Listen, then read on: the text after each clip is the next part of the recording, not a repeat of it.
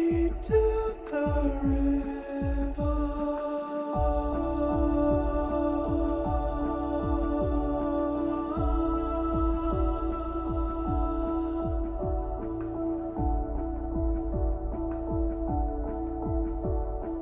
I was promised wisdom.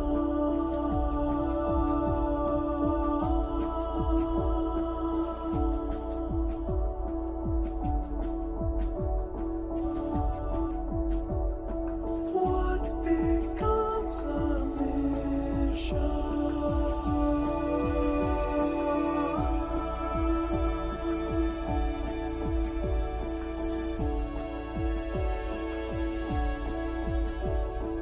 Falling by the wayside.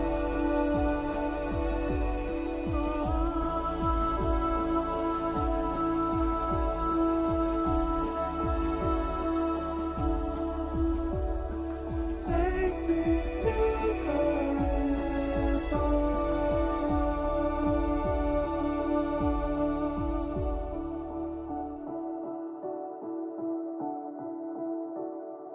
In a demon's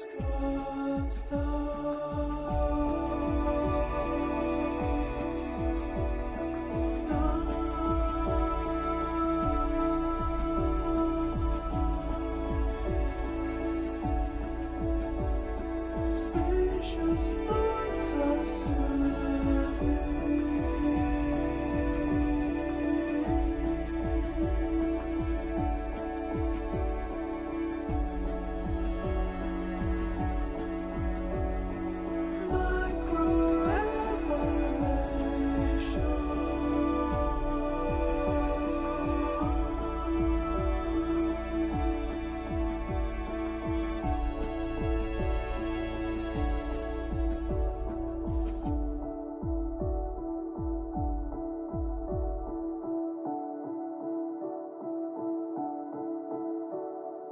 flow states come easy.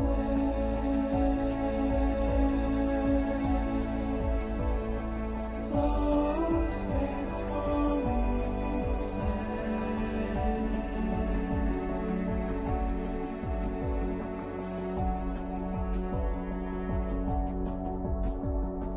Flow states come easy.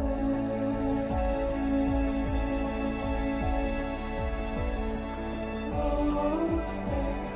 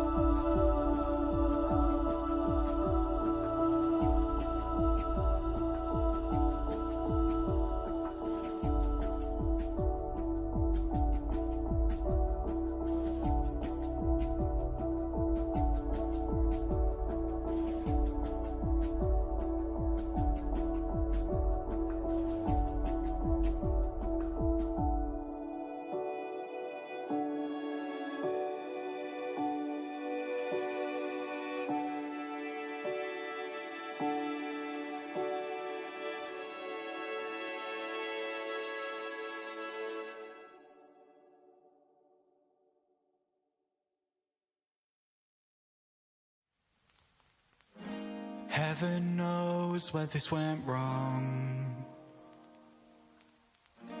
Telling me to just move on. Holding on to regrets we made. Now it's time to walk away. Oh, you don't know my scars, but ooh, it's not who we are. Oh, you don't know my scars, but ooh, it's not who we are, who we are.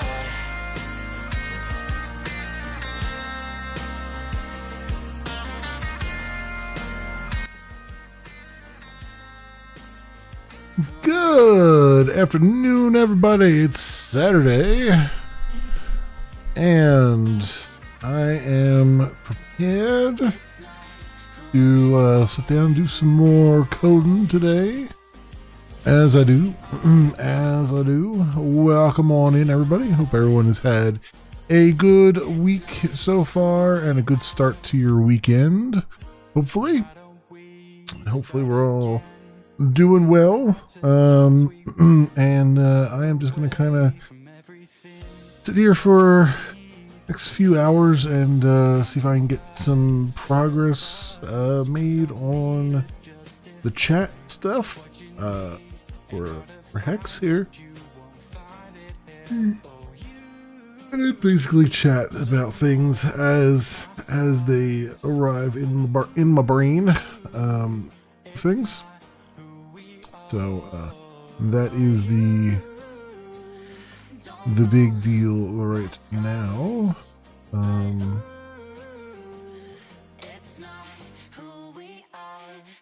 want to do. I guess I can leave the chat for now. I was gonna break the chat into its own CSS file.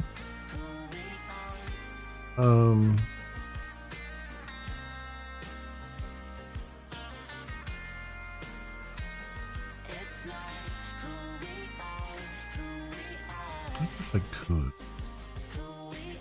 Did I add a CSS thing here? I think I did. Yeah, page CSS script. So yeah, I think I'm gonna do that. Let's go new file, page chat CSS here.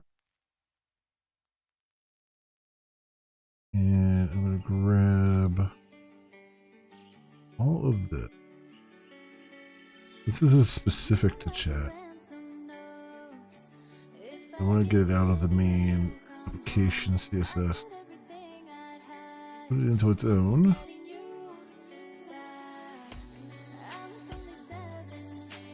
Keep things sane. Somewhat sane. Which means that over here, I'm going to want to stay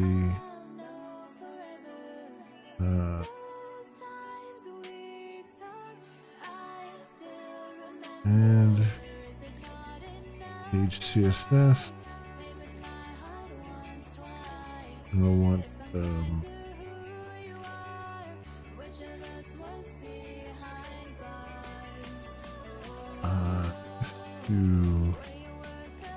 CSS. Yeah, CSS.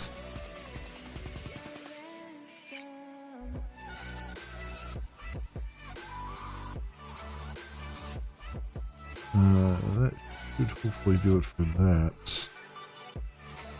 So we'll just do a real quick test here. We'll know right away if it's not correct.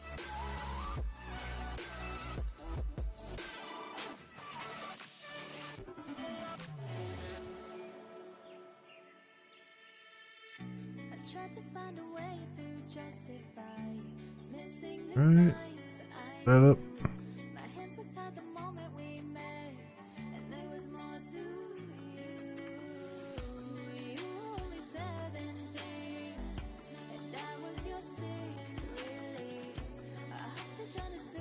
What's coming out?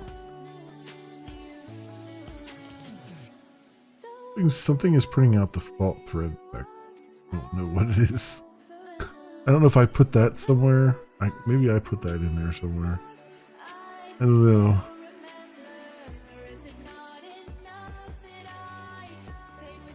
There we go. So if I inspect this page. Yeah, there it is. CSS chat CSS. Yep. Cool. Cool. We're good there. That's and then I have plenty of other changes we gotta make down here. Obviously for things. As well as trying to get the chat to save. That's what we're gonna do. Hey, Tech the Freak, welcome on in. How are you doing today?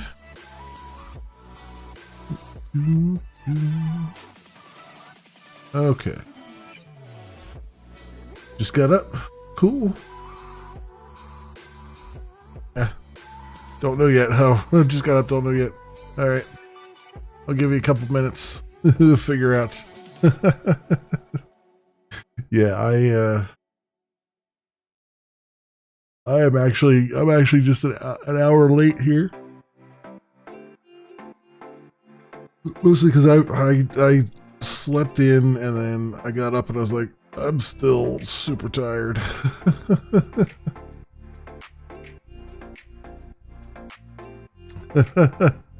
Always hit your PC to get your streamers up. Yeah, there you go. There you go. Cool. Well, welcome on in. Alright, so I moved that CSS over to its own thing. So I'm a little bit happier about that. So now we look at our chat roller here. And if our incoming chat message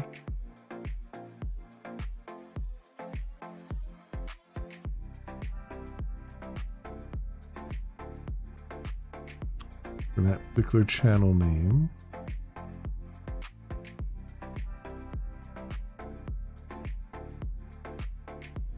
and return a chat message. So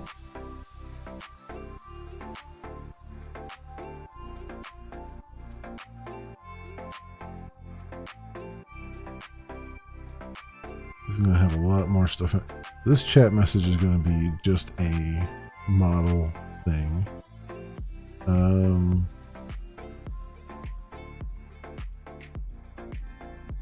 What I want to do is take this incoming chat message and then parse it. So, hey, TKF Soul Lady, welcome on in. Welcome. I want to parse that message coming in, but I also want to send it to the database. So I think first things first, we need a chat thing here. DAO chat and last chat message DAO. All right.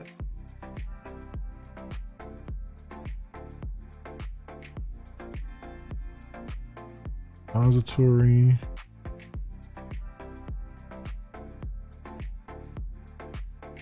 And we'll get our logger set up.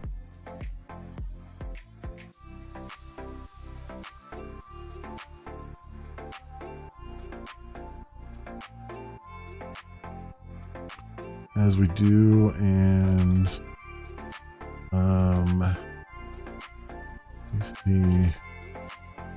PC templates.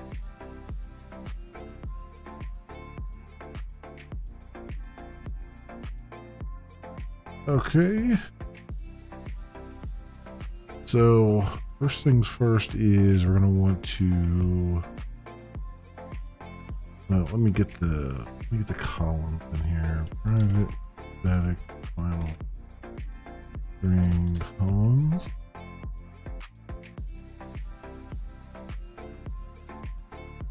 And we'll see what that is. Hey, Deceptus, welcome on in. Good afternoon to you as well. Hope you're doing well. Hope you're doing well. Thank you for that awesome shout out on Twitter the other day. I appreciate it greatly. Thank you, thank you.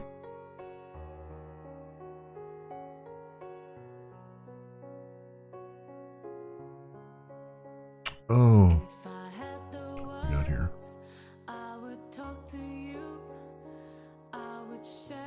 Okay, that's the sender ID, channel ID. I can just get the column names out here.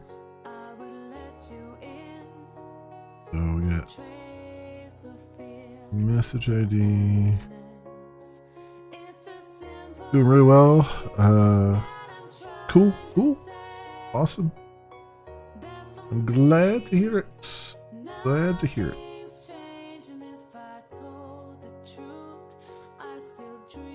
I like to see too that the it looks to me like live space is really jumping lately. It's really good to see. Lots and lots of streams going all day long. And they're also putting that chargeback protection in place they have. So it's just like it's so refreshing to see. I can close this out. So refreshing to see a site, like a streaming site, that's just like communicating and listening and acting, and communicating some more and listening and acting, and communicating some more and listening and acting. It's just really, really good. It's all the stuff that we ever complained about in years past for all the other sites out there, and it's good to see them staying on top of things, you know? Like, it feels like you know what, like, you know, they've never really come out with a roadmap, but at the same time, it feels like, you know, you can ask them any questions and they'll answer as best they can, and it feels like they're on top of things. And it's really good. Really good feeling. Community's been really fantastic too. You know? Put out a long post to the Live Space team all together, doing an amazing job. Yeah. One thing all the streaming places need is once you get affiliate status, you should have a direct message board for feedback. Well, I mean, that's for Live Space. Their Discord, they have stuff set up already where it's just like you can create your own threads for like feedback and any bugs you find and anything like that. And their community managers really on top of it. They're in there looking at stuff and, you know, getting some stuff back to you, you know, getting information back to you and everything else. It's been really, really good. I mean, the other day, someone, and you know, Todd, their co-founder and CMO, he does like 2 streams a week at different times to try to get all the time zones. And you know, he just sits there and answers questions, and it's just, you know, and takes feedback. And one of the pieces of feedback they got was, you know, hey, we're worried now that you have gifting and random gifting and stuff, we're worried about chargebacks and things. And then just yesterday they sent out a thing saying, hey, we're working with Stripe to have chargeback protection on everything. So, I mean, that's just fantastic. They have chargeback protection. You're getting paid like almost the next day after a sub comes in. I mean, like, this is all we needed, like, from Twitch and all the others to just listen and be able to do, you know?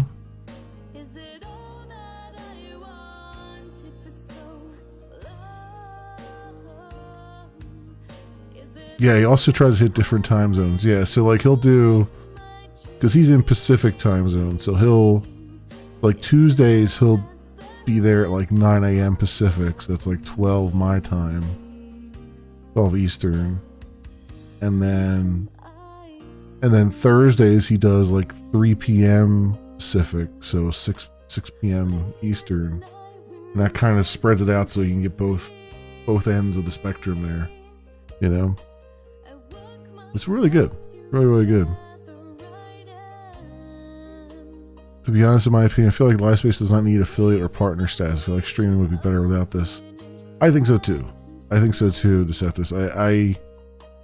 The one thing I've been yelling about a whole lot is just like, stop being in the kingmaker business. You know what I mean? Twitch and YouTube, they've always been in the kingmaker business. It's always like, we're going to pick a winner, and this person will be our winner. They will be our champion. You know, we'll give them preferential treatment, you know, if they screw up and all this other stuff, right? And it just doesn't work. It just creates a lot of strife, and you miss out on really good, talented people, you know? If you get out of that business and you just say, look, we're just going to provide a service, and we're going to try as best as we can to just make it so that everyone has an opportunity to shine in their own respects, you're going to get a lot more people who are you're going to get a lot more variety, and you're going to get a lot more people who are successful. And in so being, having more people successful, they're all pulling the service up, right? Because they're all bringing money into the service as well as to themselves, and it's just kind of uplifting everybody, you know, at the same point, you know. And that's really what it comes down to. When he starts, it's one thing. I want many people get in towards the end of the stream that day. It's shortly after he starts. Yeah, no, it's yeah, I think he also records them, Tech, so people can see them later on the service. And I think one of the nice things with LiveSpace too is they have that social feed. So like he'll record them, and then I think he puts a post up on the social feed there that, you know, goes to the YouTube video. So hopefully all that stuff is good.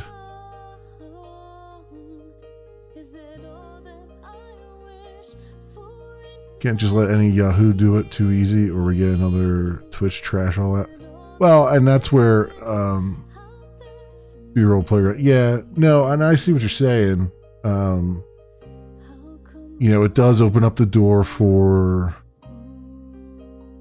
the less scrupulous streamers to just come in and peddle their nonsense. But I think, and that's where the community side of things comes in.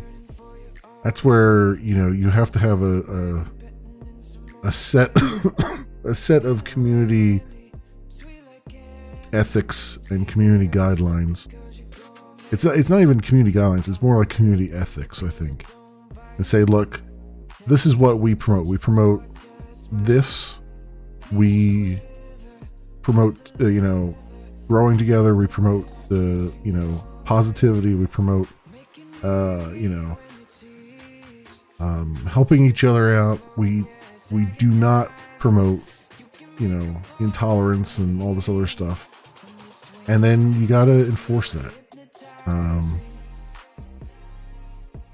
And some of that enforcement should be, you know, some of it will probably end up being, you know, very public, and it should be, you know.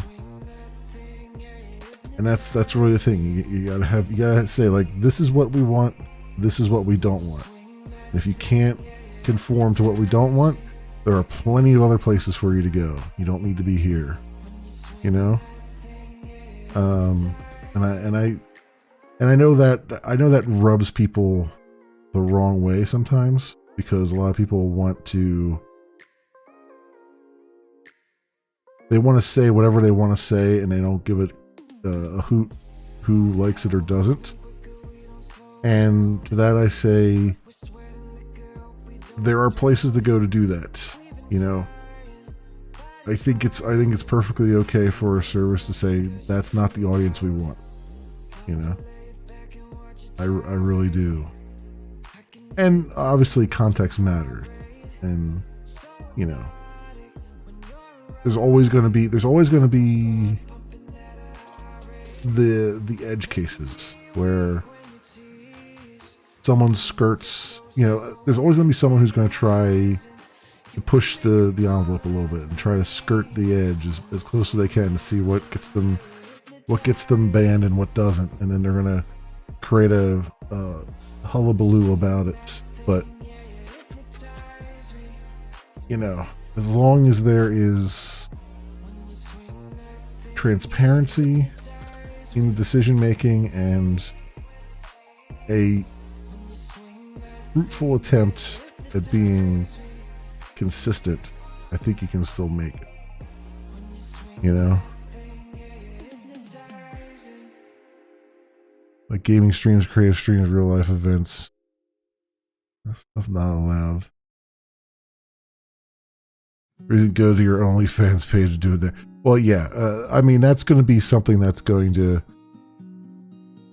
definitely be a trial for, I think, for LiveSpace. Is we haven't had the OnlyFans creators arrive yet. They're still being wooed by Kick right now. Kick is kind of acting as the honeypot, as you were, of shitheads. the honeypot for shitheads. Or just kind of attracting all the shitheads over there because they can get a bag of money, you know, or at least they think they can, right?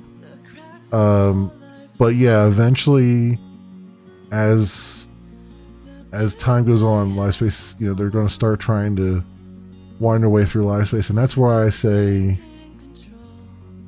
it's important that they get some sort of code of ethics that's out there, that's public, that is open for feedback, open for comments, open to change as needed, you know, and just kind of, they're going to just kind of have to stick to that, stick to their guns on that kind of thing.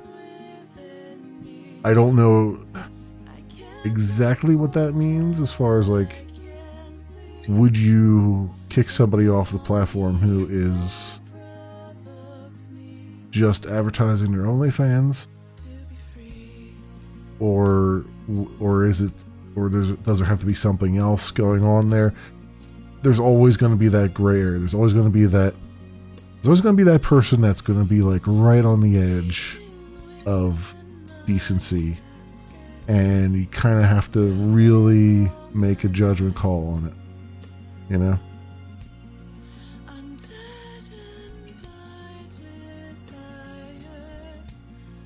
Just need a place we can stream with other like-minded people having fun. Draw a line and stick to it. It's not the gray area day one. I agree in principle. The problem is the gray area is a gray area. You know what I mean? It can very easily turn into a slippery slope where you ban things that are, you get a little bit ban happy. You know what I mean? Which is something you got to be careful of too. If they say no X, then nothing that links to it, nothing that promotes, done. Sure. But see, that's the thing, right? It's like, even though, like, we all know that OnlyFans is mostly an adult site. but it doesn't have to be.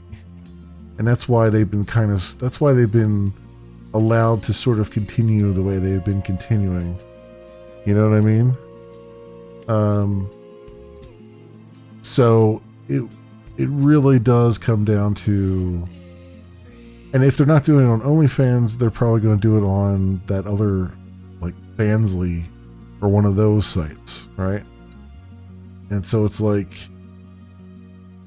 you can kind of play whack-a-mole with it, but some stuff is going to get through while you're playing whack-a-mole. You know what I mean?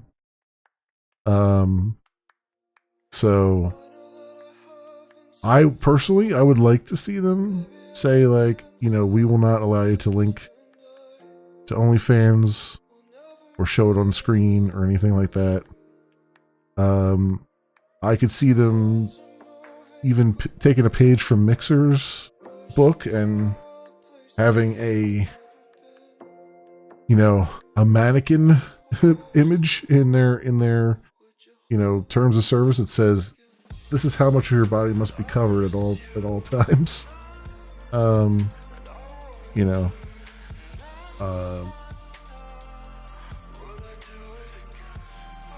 and then, you know, obviously have a carve out for the body art people, but, you know, still be pretty strict with them. And, you know, just kind of have to go with it there. The trickier part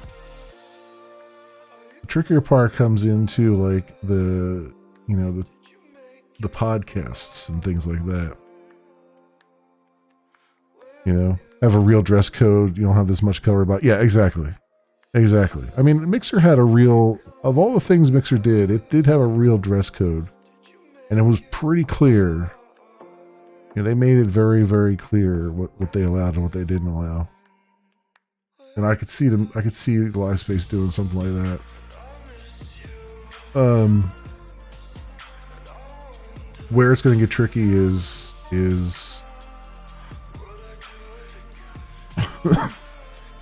as always is with speech, you know, and podcasts and stuff, you know. But we'll have to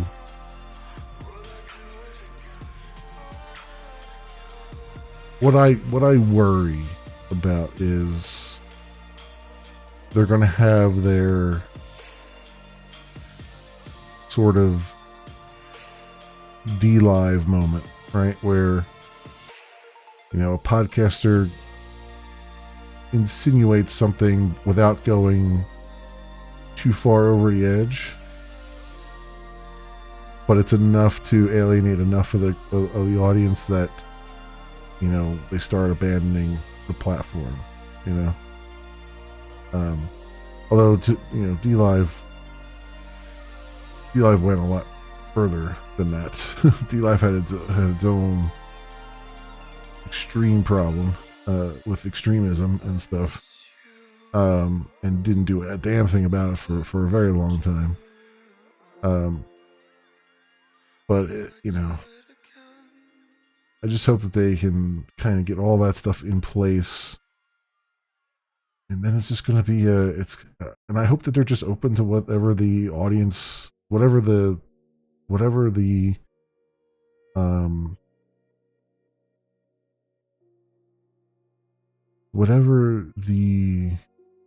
community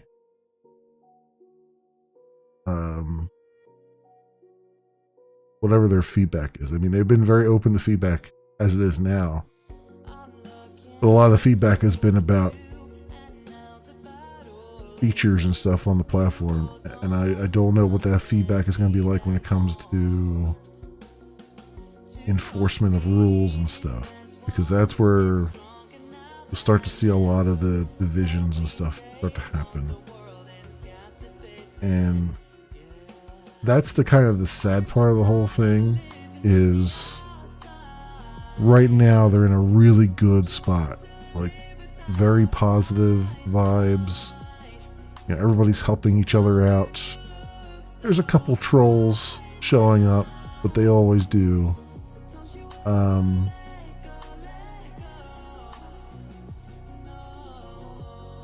But at some point, that honeymoon is going to end, and then we're going to have some real work, some real pieces of work that will have to be handled in some way, shape, or form. And I hope that they are preparing for that, and I hope that the community is ready to kind of jump in and be positive and just try to change attitudes towards the positive rather than just being antagonistic. You know what I mean? That's the hardest part, is like trying to make sure people don't immediately jump to antagonism, but they try and instead figure out where someone's coming from and try to change their thought processes to the positive. It's not always effective. Sometimes you just gotta show people the door, but I hope it doesn't turn into like some sort of shouting match and stuff. That will destroy the community, you know?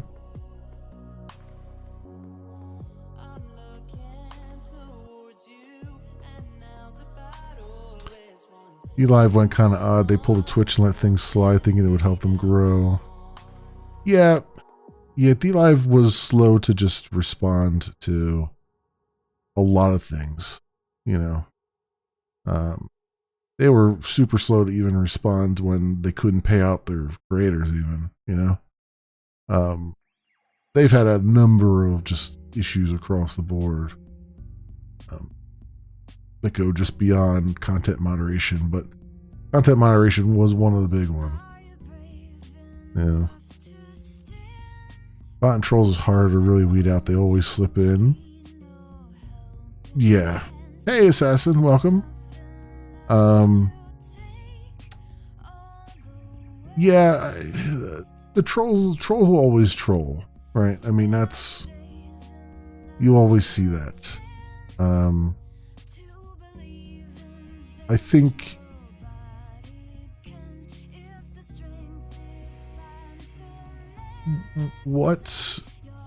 a couple weeks ago, there was someone who and this happens with every new site, right? This happened with Glimish all the time. This happened with Glimish like every couple months. Someone shows up in the Discord chat and immediately they're like, what is this site going to do for me? How is this site gonna give me, viewers? What's this site going to, you want me to come over and try this site out, but you have no idea how to get me viewers and all this stuff. And there's always someone that does that. What can you do for me? Right? Every couple months, someone will show up that says that. And they'll push like a real hard line on it. Like they want a specific answer. If they don't get their specific answer, they'll just keep pushing and just antagonizing people along the way. As people are trying to, rightfully, in the community, are just trying to be like, look, I mean, here's how it is. You kind of have to go do your own thing. You can't rely entirely on the platform to do this for you. There's a few things in place, but there's not, And I saw that happening, and I kind of jumped in and was like, look, here's the bottom line. We don't know yet. It's still early. We don't have an answer as to what they're going to do to bring viewers in. They're aware it's a problem. They're aware it's a problem across the board for not just live space, but for, Kick and Share Plays and DLive and Trovo. They all have a similar issue, right? So it's a difficult problem because no one has really figured out the solution yet, other than be there first, right? The reason YouTube and Twitch don't have to worry about it is because they were there first, right? obviously that ship has sailed. So now how do you deal with it? How do you bring these viewers in? And I don't have an answer for that. And clearly no one else has an answer for it yet either. You know, because I can pull up the very depressing ick numbers right now, right? And I mean, they're down 5,717 average viewers, right? And they're still going down. You know, somehow they hit peak viewers of 834 this week, which is completely out of the blue from where they've been. So someone botted the hell out of them, more than likely. But you can kind of see average channels, peak channels, all that stuff. It's going down. It's been going down for a while. So, you know, 2,765 channels online right now, 377 games being streamed. So most of the channels are not doing games or doing something else entirely. And there's been plenty of people who've gone through and looked at the viewer counts and been like, yeah, on Kick, the top 12 channels constitute, you know, 60 to 80% of all the viewers. And when those channels go offline, those viewers evaporate, you know. They no longer sit around on the service. And, you know, all of them have the same issue. Like Trovo's down, you know, all that stuff. Now, Twitch is probably up, right? Yeah, they're up 8,300. YouTube is up 15,000, right? Like it's, you know, they're not struggling at all. But all the other players in the space are. And it really comes down to, you know, so someone coming in and saying, well, how are you going to give me viewers? It's like, well, clearly nobody has the answer for that yet. Right? So you're deliberately being antagonistic to try and push people to give you a reason not to try out the site. And that's why I hope that the community smartens up a little bit when they see something like that come in, because that's going to come in, someone like that's going to come in every couple months, and they just say, look, here's the straight and narrow. We don't know yet. We don't have an answer for this yet. Nobody has an answer for this yet. All the services are going low, right? All the alternatives are struggling with the same problem. All we could do right now is be a community, support each other, and uplift each other, and get the word out and as best as we can, and see what happens, you know, and let, you know, the people at Livespace know, like, look, this is a problem. If you guys have an answer to it, the sooner the better, you know, and that's, I hope we see more of that sort of maturity out of the community, because I know, because a lot of people get on Discord and they see that stuff and they start trying to they try to be helpful, but they're feeding in to what that person wants. That person wants to hear anything. That person wants one answer.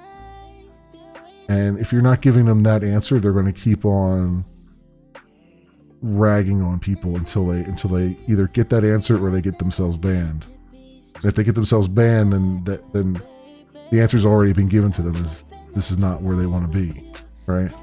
So it's like you gotta have the maturity to see that coming in, or understand that that's coming in, and just kind of like handle it with kid gloves, and also but also be, you know, be real. Like, be like, look, we don't have an answer to this yet, you know? your answer to it is as good as our answer to it at this point, you know. So I hope that they manage to, as a community, manage to kind of like help diffuse some of that trolling that's going to come in. It's not really trolling either. It kind of is and it kind of isn't. It's a lot of people who are just,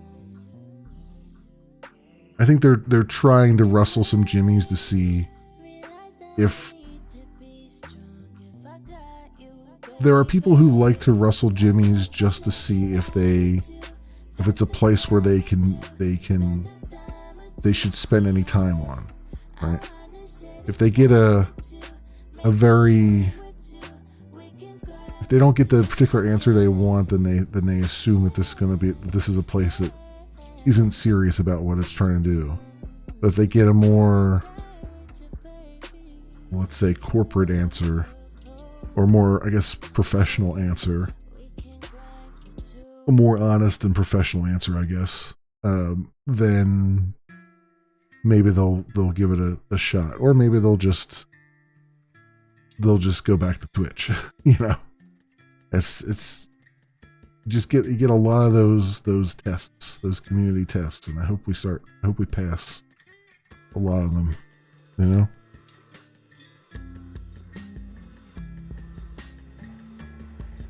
Sucks what happens with Glimish, but I'm thankful for meeting you and everyone I met on the platform. Yeah, I am too, Deceptus. It's something good came out of all of that, which is always a good thing. You know what I mean? I still do think that they had a better thing than I think they realized that they had. Right? It's just, you know, they had a better platform than I think they realized that they actually had. But they just didn't have the people. They didn't have the right people doing the right jobs, I guess. Right? It's like I'm kind of reminded of Scotty from Star Trek V yelling to one of his engineers, "Laddie, how many times have I told you the right tool for the right job?" Right? It's kind of the same thing. It's like, you know,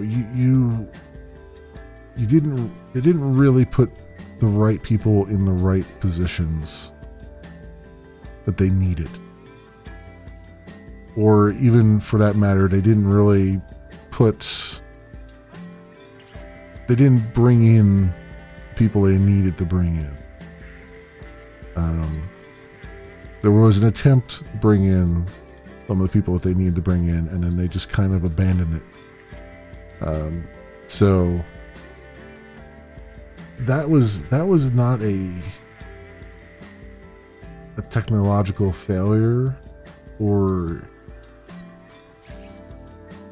really, I mean, that was just like a failure of organization. You know, that was just a lack of vision, and a lack of organization, and a lack of drive to do what was needed. Right? And it sucks. I mean, you know, those are the things you can't really like train someone to do. You can't train someone to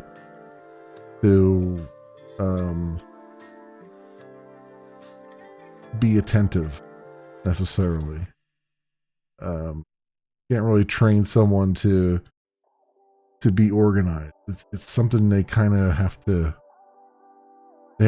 take upon themselves and kind of change themselves for that, you know.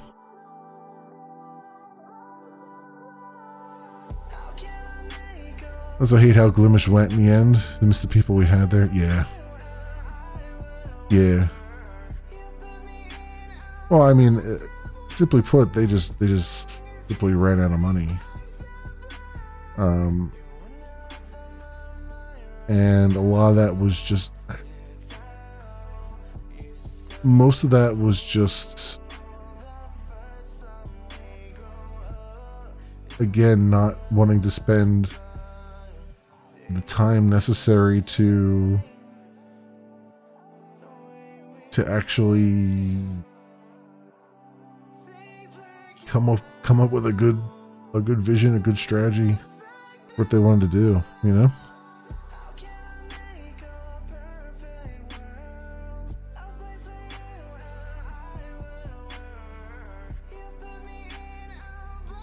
And so many good people I got to know at Glimish, had so much fun there. Yeah, it was a lot of fun there doing stuff, you know?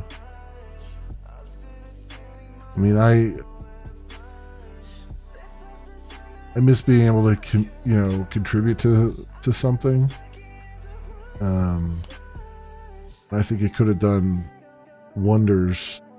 You know, there was no one else. There's literally still no one else doing an open source streaming site like that, and you know.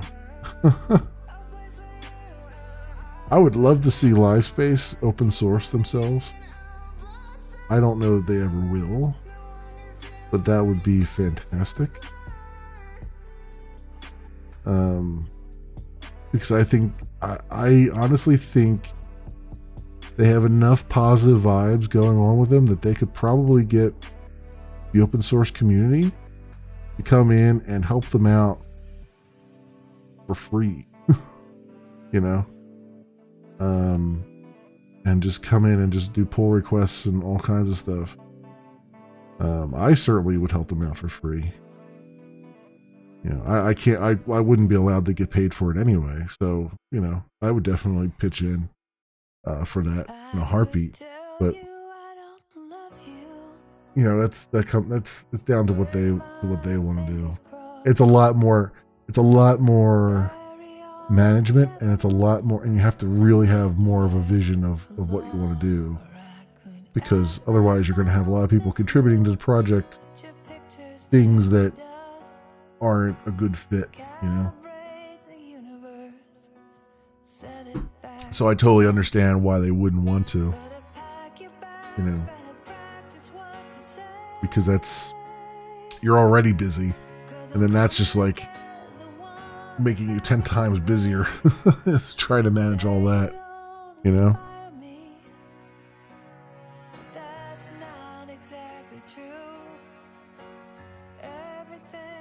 They had no plan, no idea on steps to take to make it grow. Yeah, exactly. Had so much input there through me. Well, and I mean,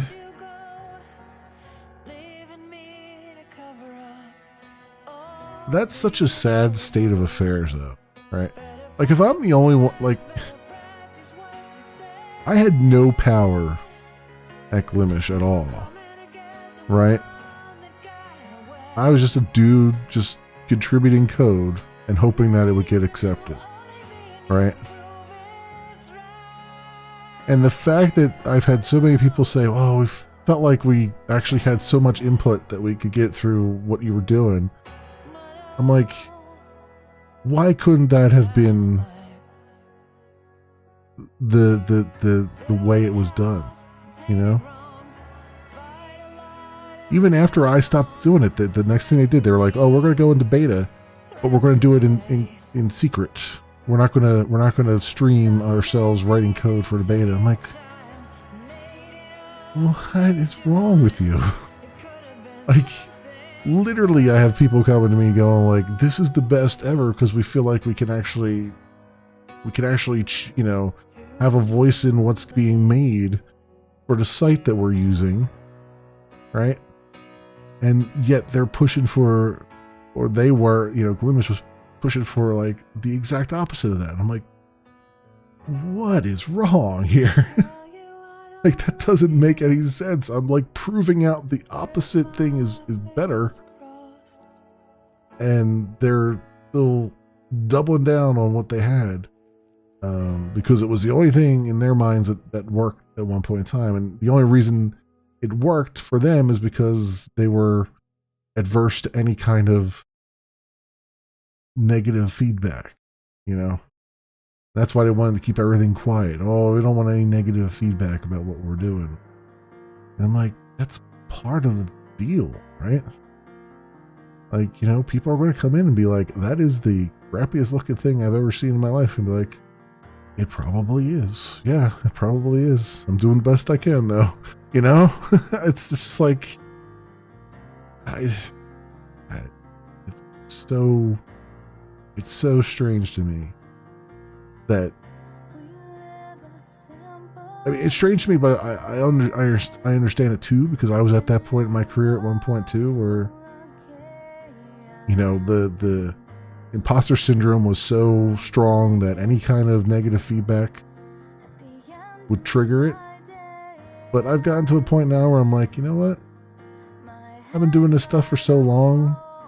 I must be at least decent at it. You know, I'm not going to win any awards for any code I've written, but I must be at least somewhat decent because I keep getting jobs. I've been gainfully employed for 20 years. I must be doing something right. Somewhere along the way, you know?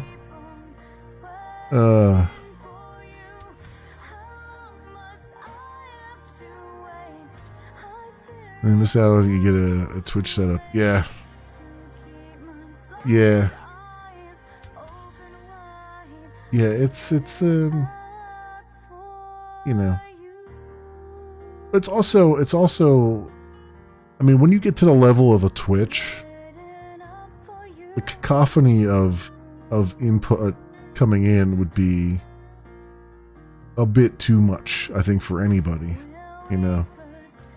The advantage that Glimesh had was it was still small, and so a lot of the feedback could be easily collated and worked through. You get to the level of a Twitch where it's like, you know, 9 ways a Sunday people want you to do something, you know, it's just loud, and you know, it's the people who complain the loudest get the you know, oil, right? It's, you know, I can see that being another management thing in and of itself, right? But that's it. I mean, Twitch has an actual spokesperson now that is actually able to, you know, communicate with the community for a change. They have a CEO that is actually able to communicate, which they haven't had for such a long time, that just the act of him being able to communicate, even if it's something that no one agrees with, is still better than what they had in the before, you know? I mean, it amazes me to see. You've got, you know, they open up the multi-streaming, right? But not to certain partners who sign contract, right? And yet those very partners who sign contracts, who can't participate in multi-streaming, so they're missing out on all the promotion that could do, and they're angry that they're missing out on all that promotion they could do, will still turn around and loudly proclaim that Twitch is the best thing ever, right? It's like, I cannot fathom getting so thoroughly screwed over by a platform and yet still singing its praises to that level. It's kind of amazing, honestly. It's kind of amazing.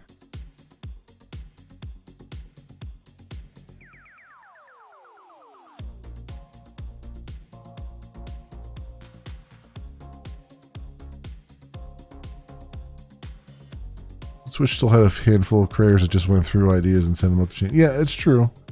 It's true. I mean, you know, if Twitch staff, if the code for Twitch was like open source and Twitch staff was able to like stream themselves working on it and stuff like that, that could be a thing, you know.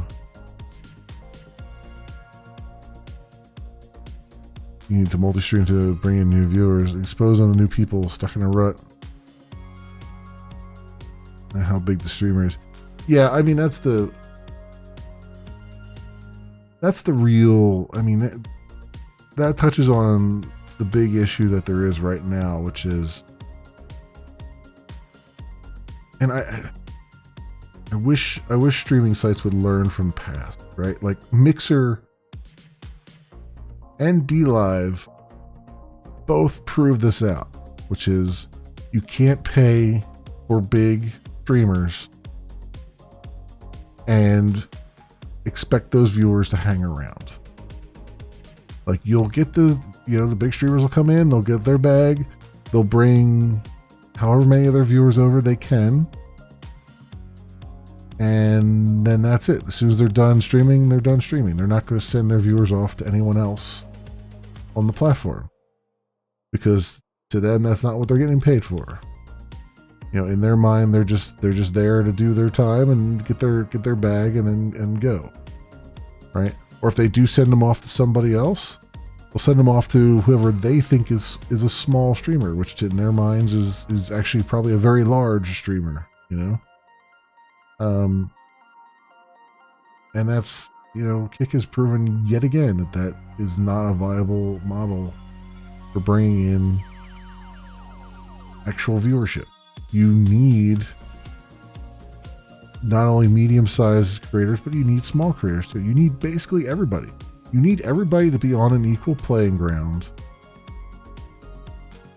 to bring in and retain viewers. Right? That's just like, I don't know how many times these services have to prove that case, right? It's like, if you stop selecting winners and picking winners and having all these freaking, you know, affiliate programs and all that nonsense, and just make the playing field even, make the discoverability even, eventually you're going to get people on the platform who are going to shine.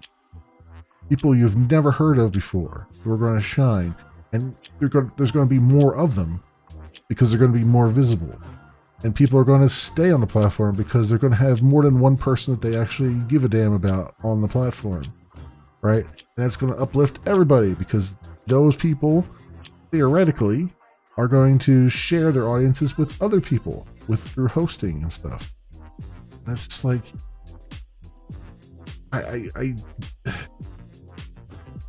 but and here's the reason why I don't think anyone has really done it yet. It requires good community management. Like you have to be communicating and transparent and constantly uplifting your own community. As in the platform as a community. And it also means that, you know, if that same community is saying, hey, you got a creator over here who is being a real dickwad, you're probably going to have to show that person the door. You know, not all advertising is good advertising.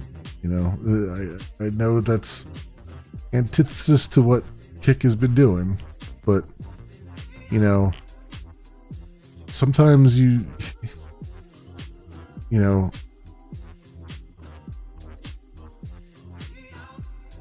sometimes edginess is a double-edged sword. Sometimes, you know, it cuts you as much as it cuts everybody else, right?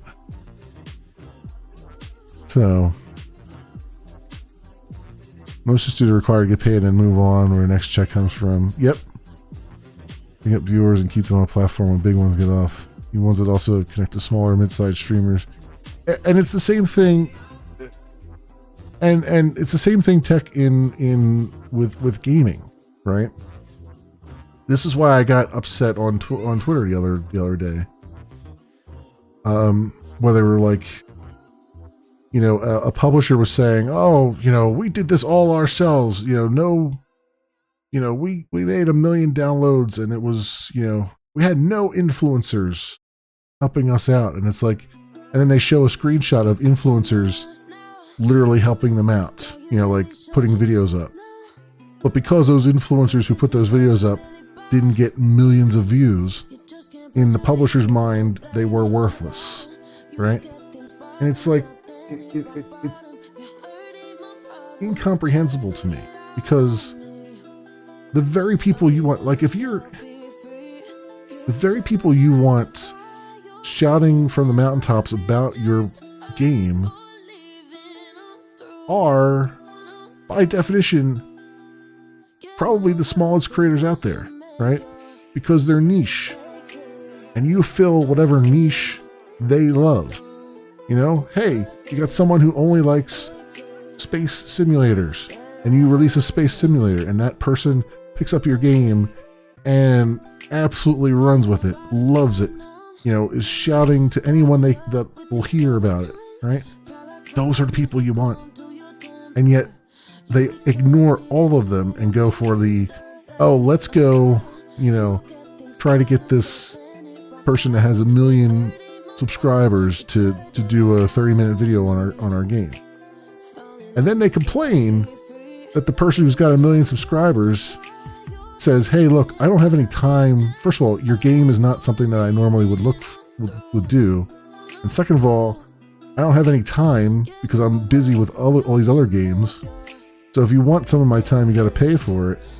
And then they have the gall to say, oh, this is scummy and we can't pay for it. It's like, what do you want? You want advertisement, or do you want no advertisement? You know, like,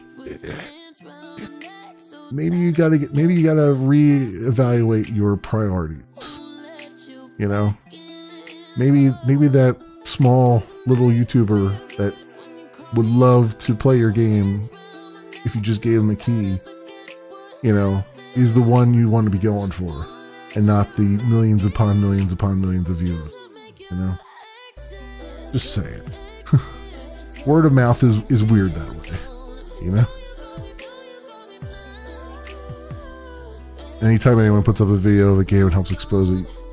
YouTube and VOD makers, if you watch those, so yeah, exactly. I mean,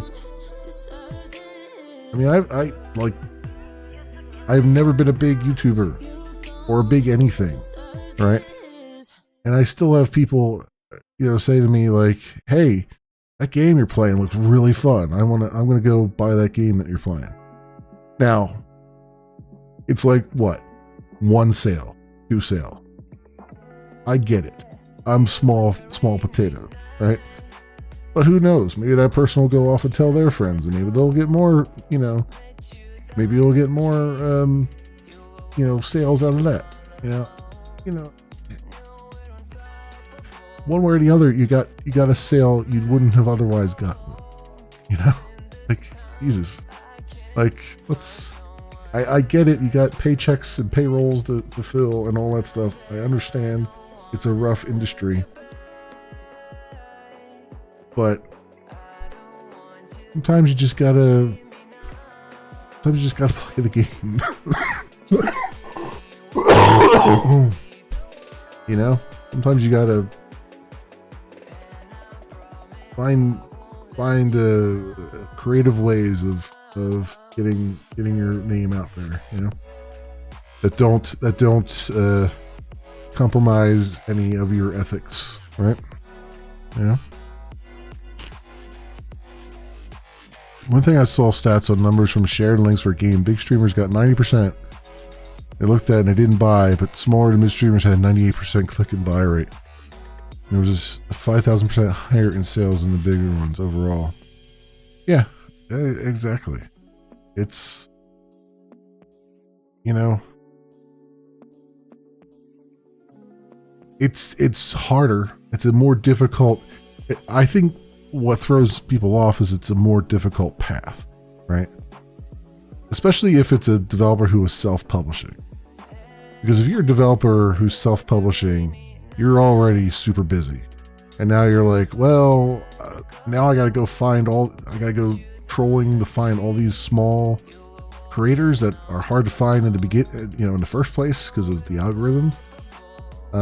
It's so much easier for me to just go to the top 3 creators and just pay them whatever and just be done with it, So I get it. I understand that it's a lot harder. It's a much more difficult strategy. But I still believe in the back of my mind that it's the winning strategy, Because you look at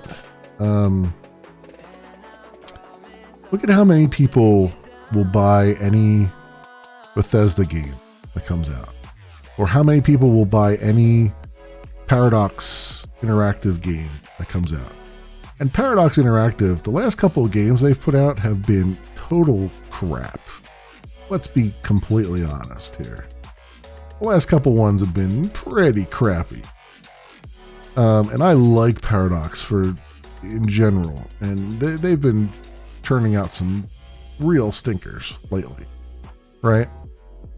And yet there's a whole grassroots group of people who will buy every Paradox Interactive game, every Bethesda game. For me, it's every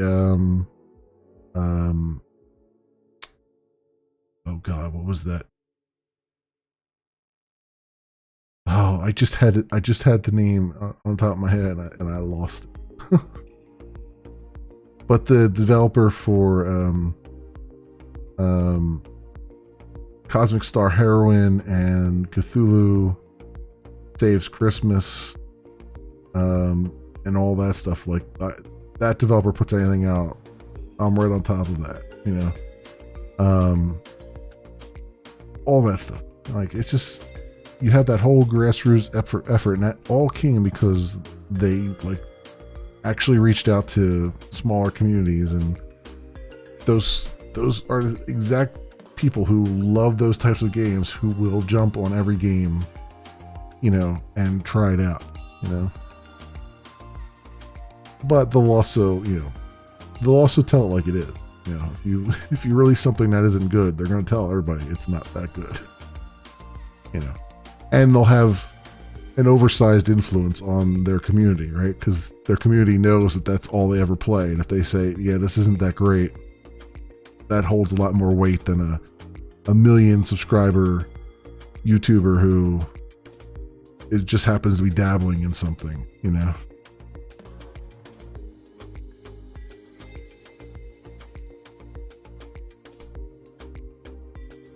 Make a deal and pay and move on. Yeah.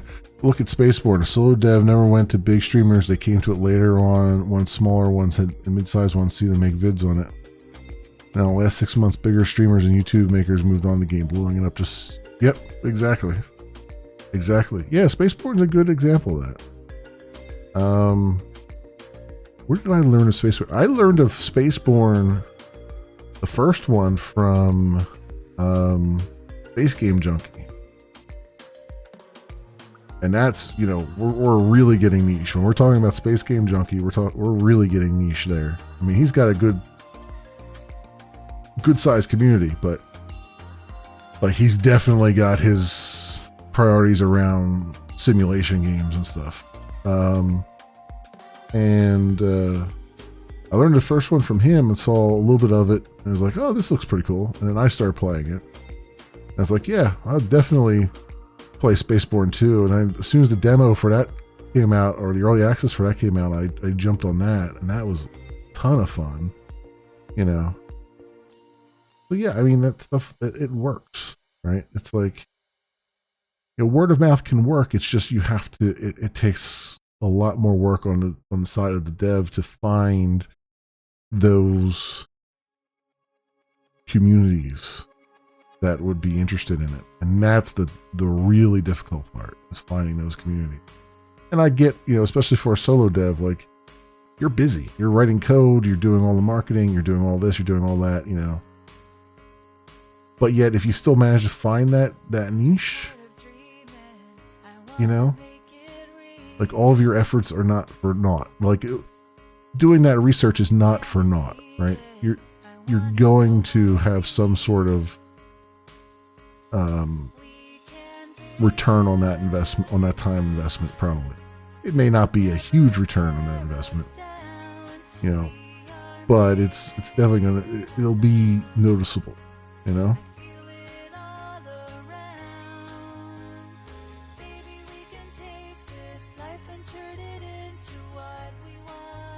I saw one small one watched on YouTube. I was like, oh, got two first, and then saw this one. I was like, let me support this one. And didn't think of it. Yeah, exactly. Yeah, all that stuff. So, I mean, that's the way I look at it. That's my soapbox. This is trying to, like, get these, platforms and stuff to, like, and publishers and developers to kind of just look at a bigger picture and be like, sometimes smaller is better. Sometimes getting out of the picking winners and losers is actually beneficial. It all kind of, it can work. It's just more effort. So.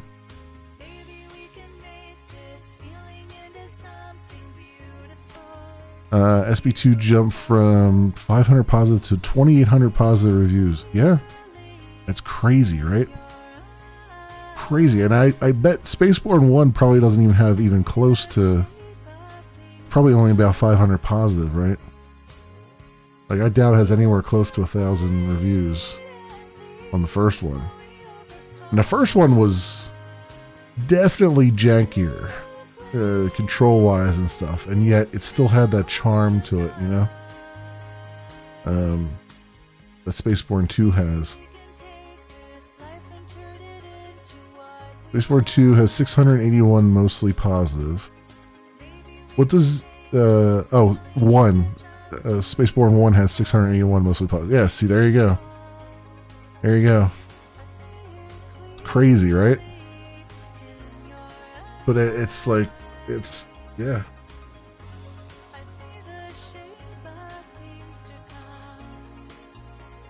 Yeah. No positive at all. And so it was mostly, so it was really it was either people were either mostly positive or they were just negative on it, which makes sense. For the first game, you either really liked that game or you really hated it. There was really no middle ground there. Spaceborne 2, I could see there being a little bit more of a middle ground where it's like, I could see some people who were like, oh yeah, this is okay. This is fine. And a lot of people were like, oh, this is fantastic. And then a few people were like, yeah, this wasn't really my bag, But yeah.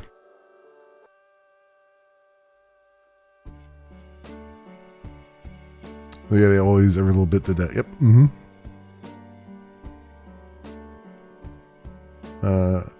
First game and done 100% solo. Data from Matthew. Yeah, it is. Wasn't made by 400 devs. No, it's true. I mean, that's the thing that I think a lot of people gloss over. Especially given that when you play enough indie games, you start to see the same set pieces being used over and over again, because people have bought asset packs. And one of the hardest things to train people is, like, just because you're seeing an asset pack that's been used in other games doesn't mean it's an asset flip. It just means that they paid for that same asset pack that a lot of other people are using, An asset flip is just they literally bought a bunch of assets and didn't do any actual modifications to the underlying code base, right? And that's a lot rarer nowadays than it was. There was a point where that was very prevalent, but it's much more rare now, you know? How they use it, what do they do with it? Yeah, exactly. Exactly, yeah.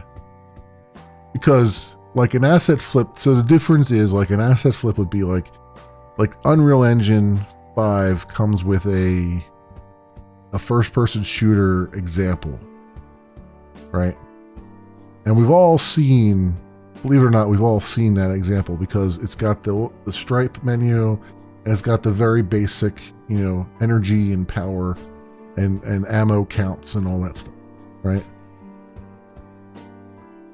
And if all a developer did was then put that and then just throw a whole bunch of other asset packs in the mix and just kind of spread them out on the world, then it didn't really change much.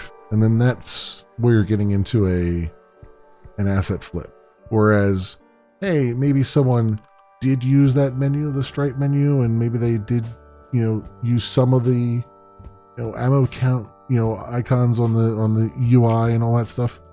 But then they made a whole other, there's all this other logic that's gone into place. Like they've made an RPG out of it or something, you know, they've definitely put some effort into taking that baseline and fleshing it out into something greater and bigger. You know, even though they've used some of those assets, it's not an asset flip at that point, right? You know? So Mectasoft, welcome on in. And thank you for the follow. A moopsie to you as well. How are you doing today? I changed lots of the items and changed functions of what the menu is. Yeah, exactly. Exactly. It's how much effort they put into taking that baseline example and then transforming it into something more, you know? And that's what it really comes down to. Yeah.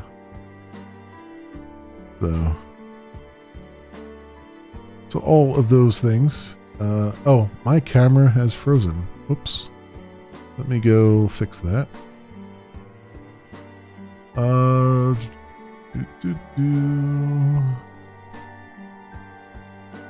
That right here. There we go. There we go. Thank you. Thanks, Tech. I just noticed it too myself. The light. One of the nice things is at least the light goes off.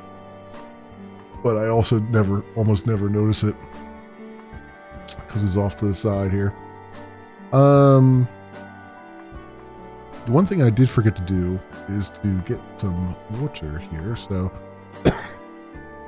I'm gonna take a 2-minute break.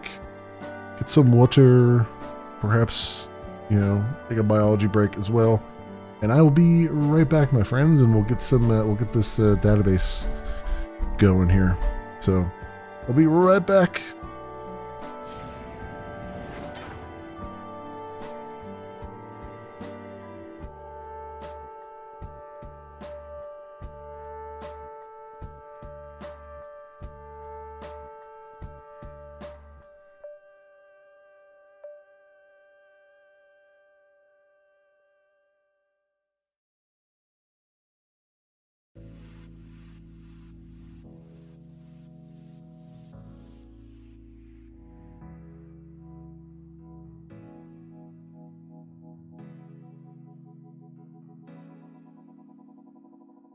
Tell me where I belong. I've been searching all night. Walking these streets, it's a maze at midnight. Been talking to you, yet those days have gone by. I gave you a chance to treat me right. I'm a blank canvas you can paint. Draw yourself a future with me. It's a mystery what awaits. Oh, it's a miracle life, it's a miracle day.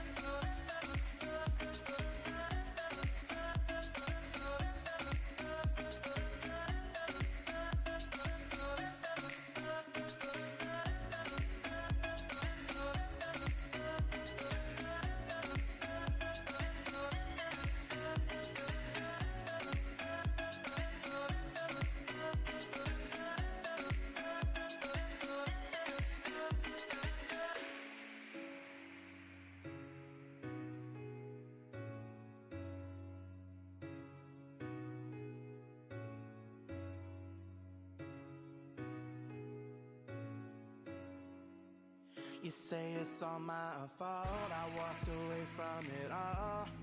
All those memories haunting our fall. A single life has come at the right time. I gave you a chance to treat me right. I'm a blank canvas you can paint. Draw yourself a future with me. It's a mystery what awaits. Oh, it's a miracle life. It's a miracle day.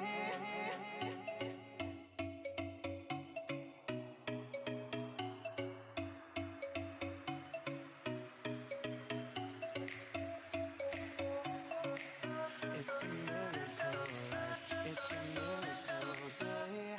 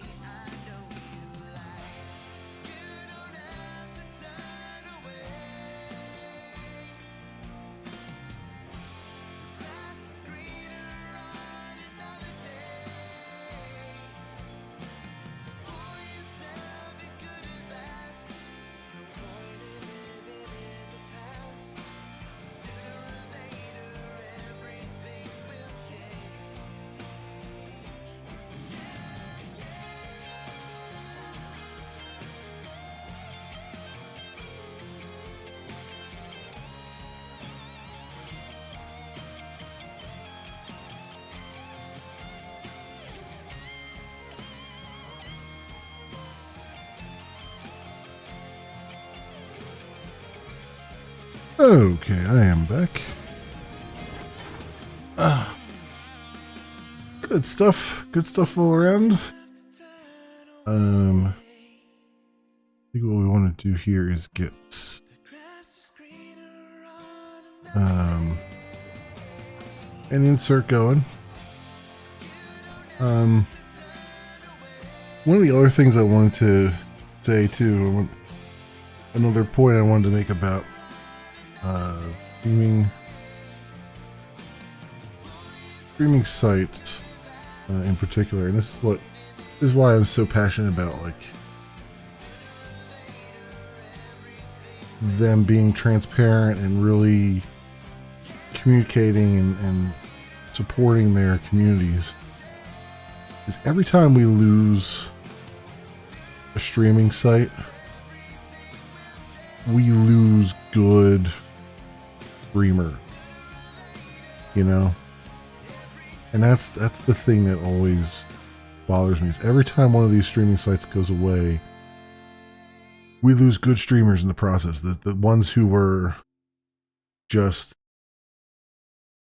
for want of a better term, grinding and they were just putting their all into streaming and just trying to make it work out.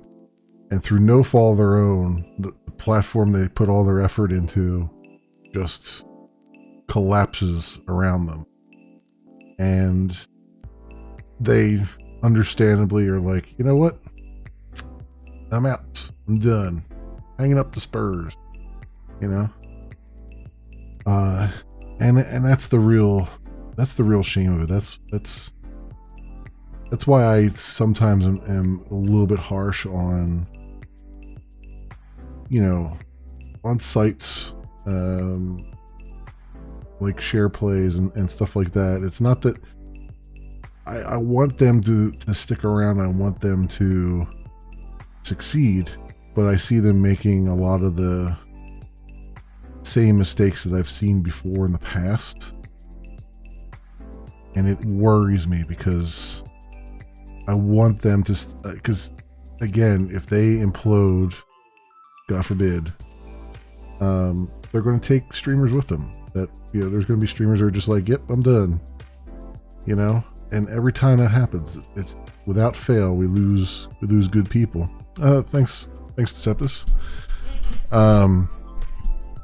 And so if I sound overly harsh about some things, it's because of that. It's, you know, it's almost the same thing on YouTube, except for different reasons.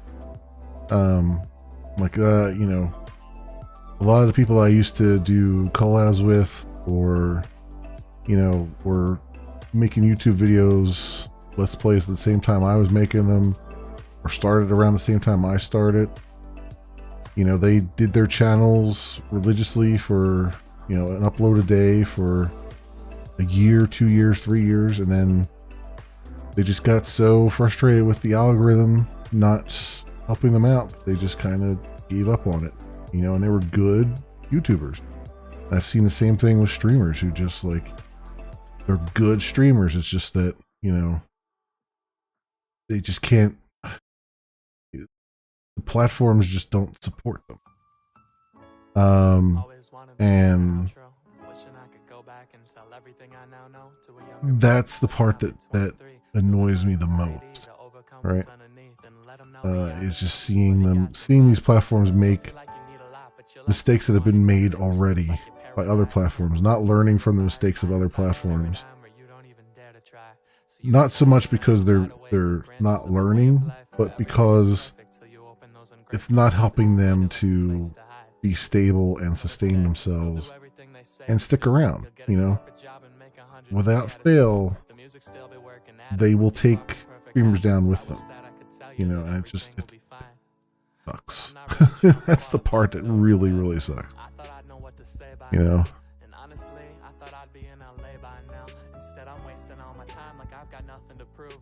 Yeah, exactly, Tech. There's a lot of people, and that's the thing, right?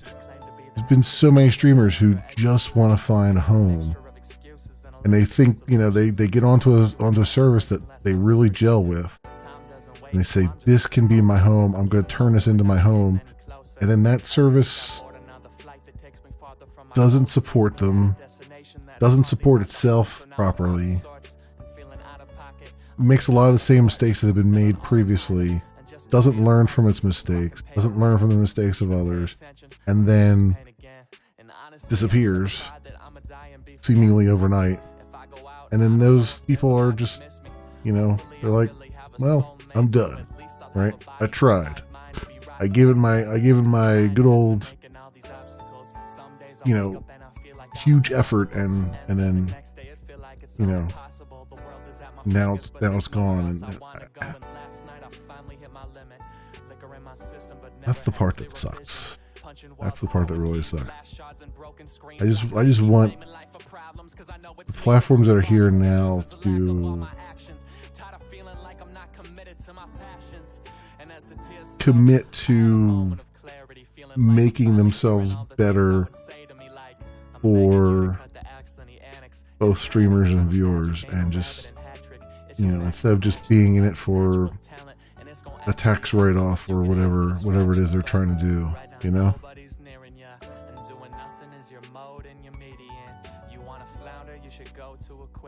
So I've been just like, fine, no home, no stream them all. Yeah, last stream we did 7 places. Make it 8 tonight and max it out. Yeah. Well, I mean, I was doing a lot of that too. I used to stream to even a lot more sites that I'm streaming to now. And the way I've done it is to kind of look at it as like, who is coasting and who is still making changes, right?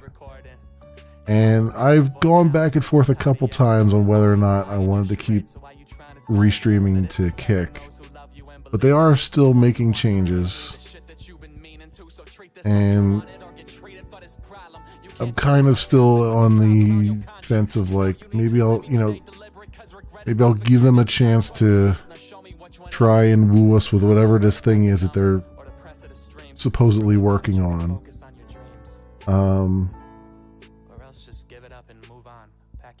But they are definitely on the list of like, I may end up dropping that altogether. And the only reason I restream to Twitch is because it's the biggest thing around. Right? And it's like, you know, if I want to ever have a chance of drawing an audience away from Twitch onto another platform that I think is a better platform, you kind of have to put your slate out there, right? You know? Even when Twitch said no multi, you kept at it. Yeah. Yeah. We get more talking on Kick than any other place. Yeah, it's true. It's true. There are small pockets of community on Kick. Even more so than Twitch, because at least on Kick there's, you know, you have more of a chance of actually being seen despite their best efforts, you know, to suppress you.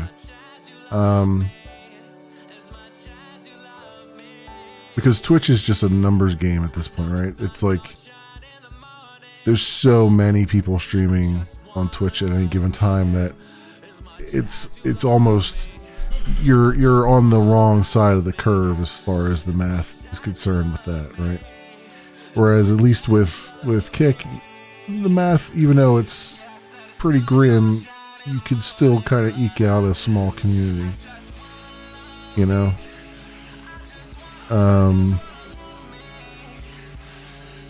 But it's but I used to stream to Trovo, I used to stream to DLive, Caffeine, all those, and then I said, you know what? I stopped streaming to DLive because I used to every so often get a notification that I was on the homepage, and it would still be crickets, right? There'd be nobody there. So I was like, okay, I guess we're not really getting much out of that. And Trovo is just too effing complicated. Like they made their site so their affiliate program is so, you know, missiles joining up in orbit that I just can't fathom it. And I'm just like, you know what? Screw this. You know, they're like gotcha boxes and all that nonsense that they're constantly pushing. So I dropped them. Caffeine just basically just said, we have no idea what we want our service to be. And they eventually just shut down their Discord and got rid of everybody from the platform. So that kind of solved itself. Never heard of Trovo before.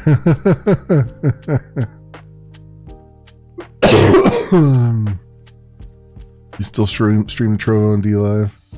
This few times on DLive you had 4 or 5 people there. Look at Trovo as a clone of Twitch like it is.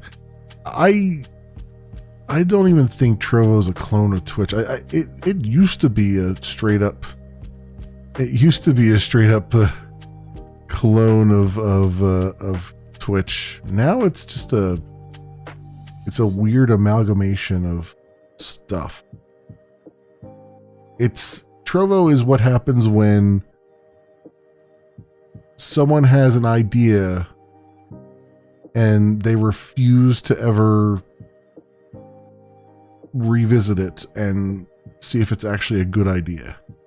It's like, this is our idea. This is the path we're going to go on. Damn torpedoes, we're going to go do it. And that's basically Trovo. Trovo is the poster board of stop trying to software engineer your way out of a social engineering problem, right? Like, they've created so many problems for themselves by pitting all of the streamers against one another as far as like treasure boxes and all that stuff. They created their own problem where they have people constantly botting and trying to cheat the system and getting ahead that way. And it's like, and they keep coming up with like, well, we gotta, we found some cheating here, so we gotta completely redo, the rankings on this thing. And aha, you thought you were going to get paid this month and you're not going to get paid this month now. It's like, what the hell, right? It's just such a weird, the amount of effort that they put into trying to make that thing work when they could have just scrapped the whole idea and come up with something a lot simpler that would be a lot easier to understand from everyone's perspective just amazes me. It amazes me. It's like, it's what is that fallacy? Sunk cost fallacy. Like, that is Trovo. Trovo is just a sunk cost fallacy through and through. And then I think those were the only ones. And then, like, I mean, you got Facebook, but Facebook has never been. I could never figure out how to stream to Facebook and not have like the world be able to see everything. Right? It's like one of those things where it's like, yeah, I have a persona that I stream as, and Facebook's like, oh, that's great, we want your real name. Like, well, no, that's not how this works. It's like, how do I lock this page down so it doesn't show like all my personal details? Like, there's 25 freaking settings that all say something similar. Did I hear about a lot of the higher ups from DLive moving to Kick? No, I did not. Is that true? Kick is pulling in a lot of people from DLive. I mean, it wouldn't surprise me. I don't know what sustains DLive other than pure spite at this point. Like, I know they got the whole bit, the whole crypto coin nonsense that's kind of propping them up, but even that at some point has to wear thin. So I have no idea how they continue to operate.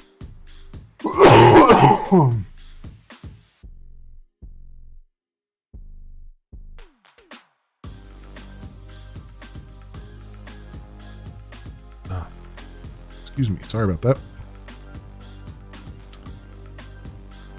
I think they wanted the overseas markets. So they made it to appeal to them, and it worked for that.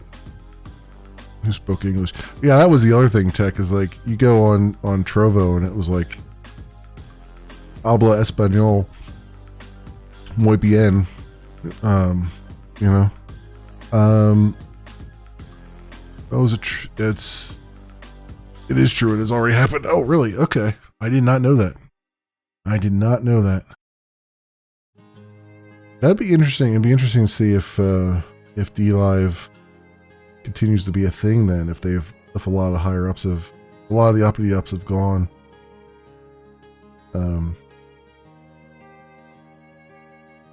I mean, personally, it's not a huge loss from my perspective if DLive went away, but again, every time one of these sites goes, it takes people with it, you know, who are otherwise good streamers.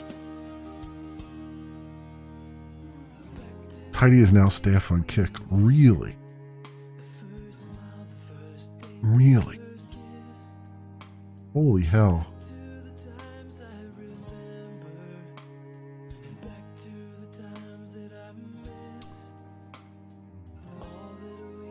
That's both interesting and scary to me, because it's no secret that I'm not a fan of crypto stuff. And one of the things that I think is a big advantage that Kick and LiveSpace and SharePlay have is that they don't screw around with that shit. They hard cash what they deal in. I wonder if Kick, and I know that Stake is a big Bitcoin cryptocurrency casino. I wonder if Kick is going to be leaning into the crypto nonsense. You know what I mean?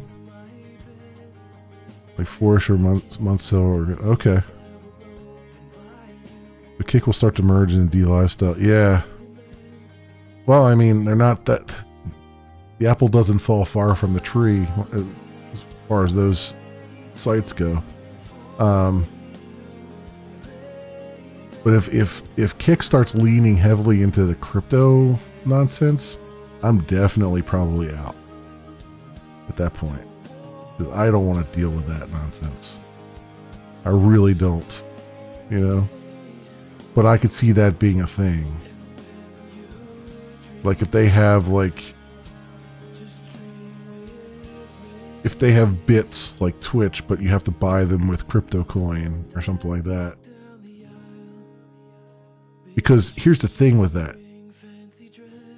It would make perfect sense for them to do it, because they would be the owners of the coin, which means they would be the owners of all the transactions, which means they could charge transaction fees going in and coming back out. Right? Like that's how these crypto bullshitters make their money, right? Is like people buying the coin pay a transaction fee, and people cashing in the coin to get money pay a transaction fee. You know? And so they get it coming and going. And if you transfer it from one coin to another, there's another transaction fee, right? So I could see that being the big freaking scheme, and that's gonna suck so bad. That's gonna suck so bad. That scares me. That scares me a lot, because that will be. I still have a lot of people I consider really good streamers and friends on Kick who only exclusively stream the Kick. And if they go crypto, oof, Oof. That's gonna really suck. You know what is really, really interesting though, man? What? And just think how many don't even do any crypto. Do some, but not getting paid that way. Yeah. No, I stopped all the crypto stuff that I had. I kind of stopped. I only barely dabbled in it, just very barely. And then I was like, you know what? Why am I dealing with it? It's a big, you know, pump and dump scheme, right? And if you're not in it, you know, if you don't sell when the pump is happening, and you don't have that insider information, then you're definitely getting dumped on, you know. There's still a page on DLive that says Tidy Director of Streaming Operations at DLive Entertainment. Yeah, it would not surprise me, Deceptus, if they had some sort of merger, right? Where everybody who was on DLive merges into Kick. Like, I don't think they'll keep the DLive brand because the DLive brand is not as well known as Kick. But I could see them doing something like, these two platforms now have become one, kind of a thing. Turn DLive into the OnlyFans streaming place? Yeah, right. Or they'll push all the copyright categories over to DLive, right? The other TV shows and stuff like that, you know, the other watch parties or whatever they call it, we'll push that over to DLive so the copyright problems happen over there instead of on Kick.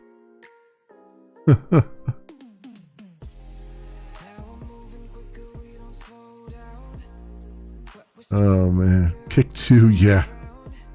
Kick 2 Electric Boogaloo. Oh man, yeah. Yeah, I don't know.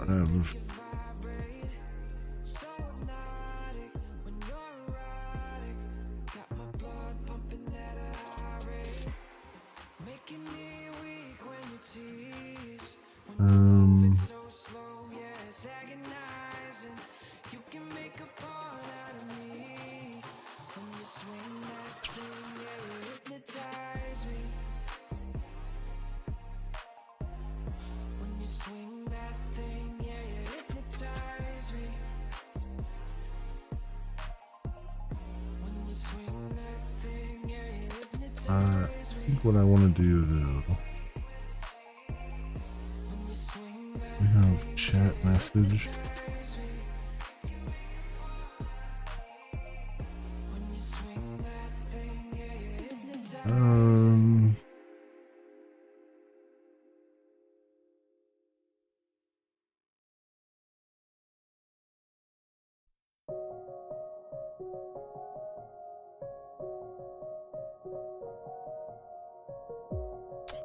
I think I want this to be.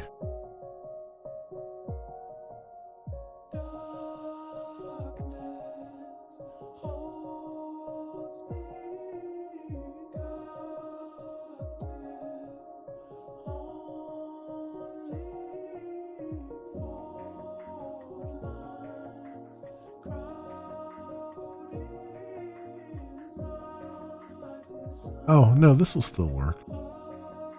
But I have an incoming chat message. Okay. Yeah, you know what? I'll use this chat message. Then I'll just add to it.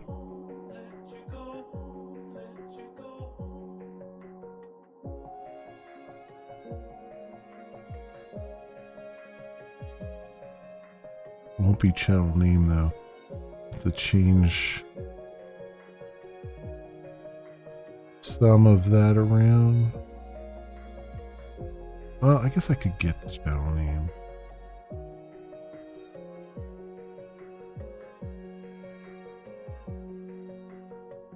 need the... Oh. Well, the channel name is coming in from the other thing. So I can have it in there, just not using it. Kick Take Two. Make sure you take a second look. Is really, really doing that live. Yeah. Yeah. Yeah, I don't know. I don't know about all that. It's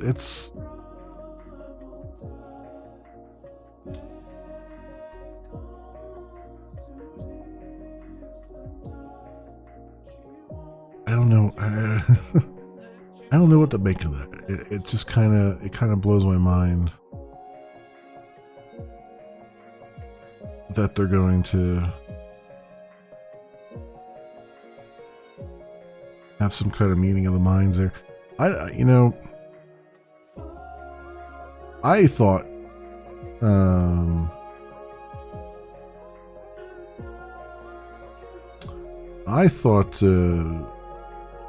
Trovo was not going to last as long as it did, but I guess they're being sustained by all the foreign streamers who are on there. So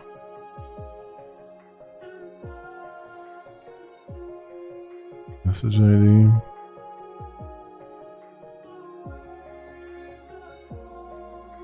Trovo, you thought was going to die fast. I kind of thought they were going to die pretty quickly as well.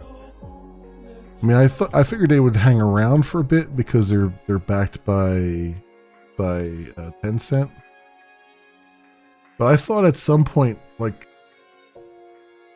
thought for sure at some point Tencent would start to consolidate all of its properties. But it ended up being Embracer Group that ended up having the most problems. And that's going to be... And so it's like, yeah, it's... I don't know if that will, if those same problems will hit Tencent or not. But there's got to be at some point some reckoning that happens where they decide, you know what, we're just going to lick our wounds and kind of consolidate our holdings into something. You know what I mean?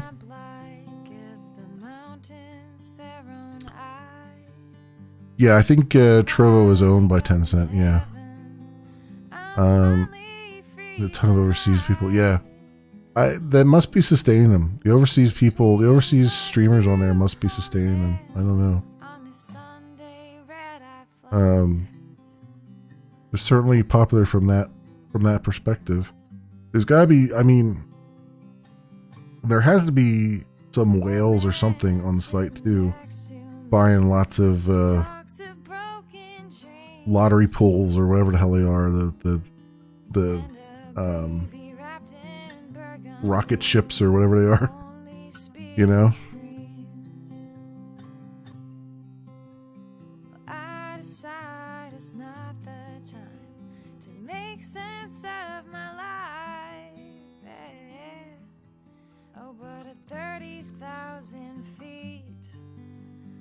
I won't lose my mind. I'm feeling fine on this Sunday, red-eye flight.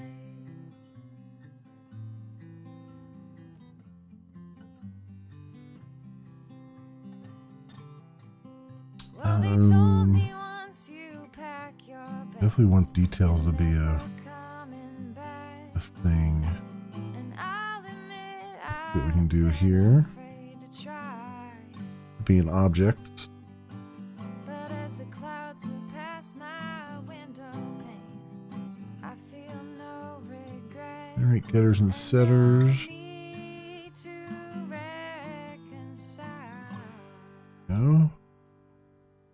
Got all those. So let's do. Where's this guy at? Show impact.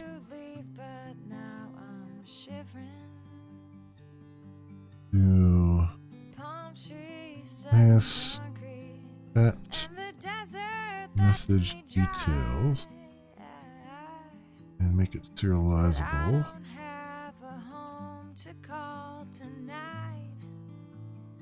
Also, is chat message serializable? Yes, it is. Okay.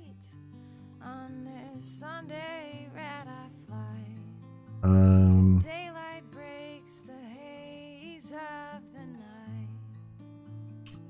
I guess in here. I don't wanna leave this red eye fly. What am I going to put in this object? I guess right now it'll be sender play name. I guess just for the beginning here, we'll add more as we go. Put out the source, getters and setters on that guy. And then he will be within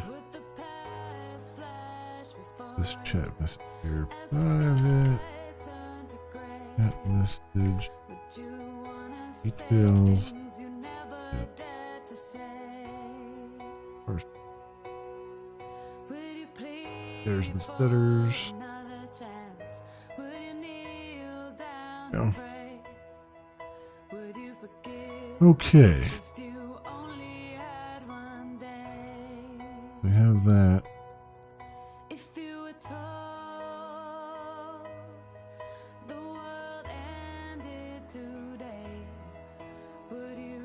Oh, what do I want to do here?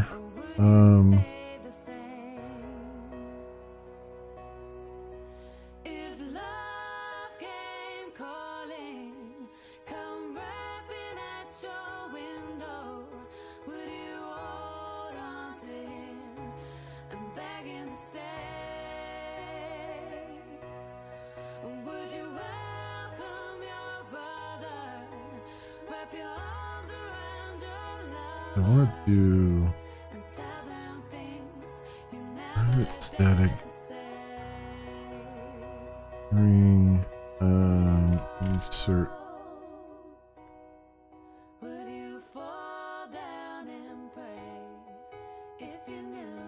insert into chat messages. Message ID. I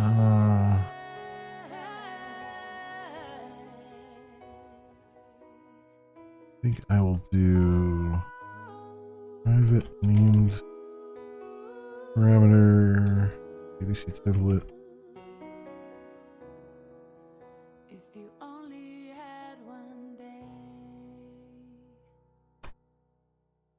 That so message ID. Well, actually, this will be %s.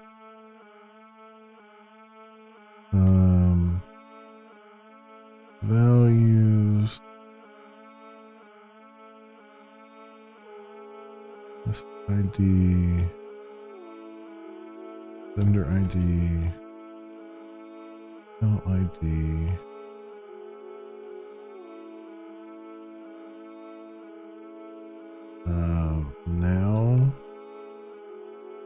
Now, visible,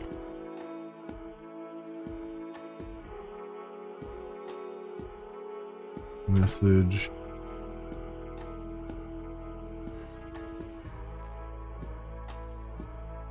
and then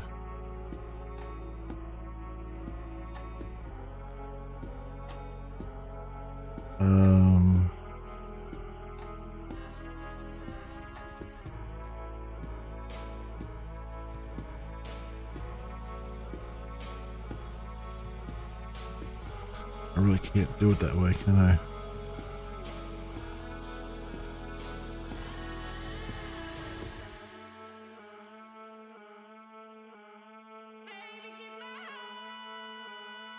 Because I would need a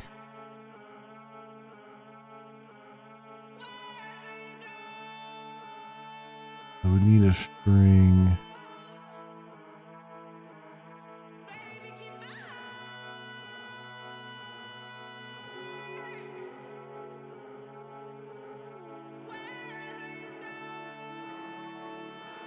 I don't think that's gonna work that way.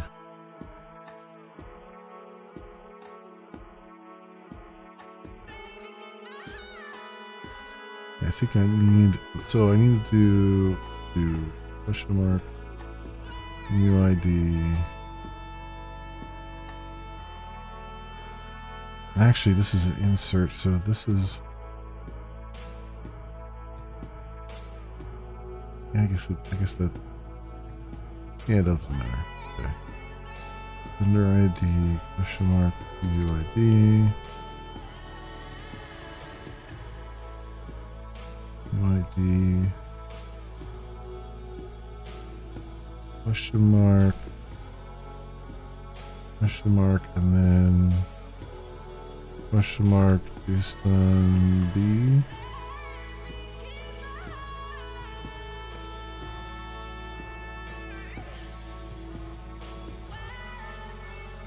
And then that would be formatted,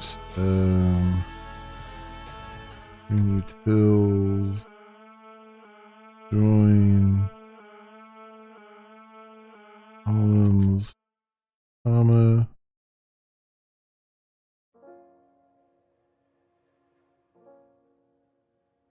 Okay.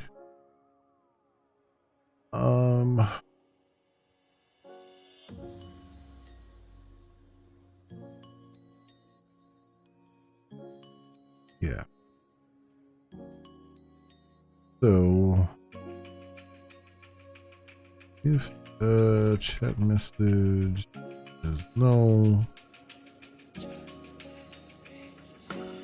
that's all. Right off the bat. Otherwise,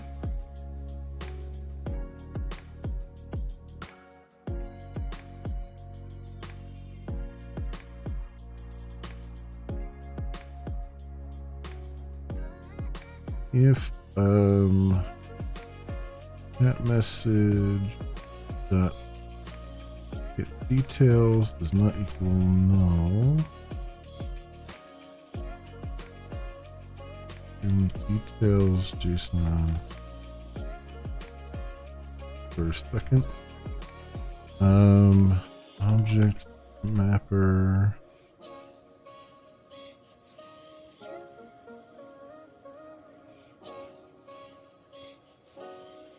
Mapper.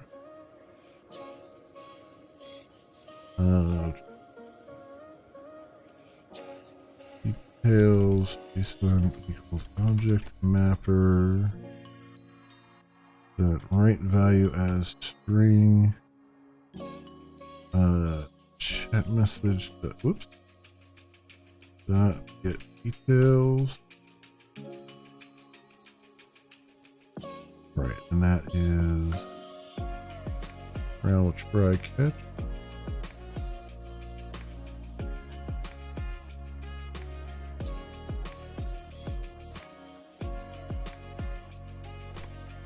Logger error, unable to parse chat message details into a JSON string for saving.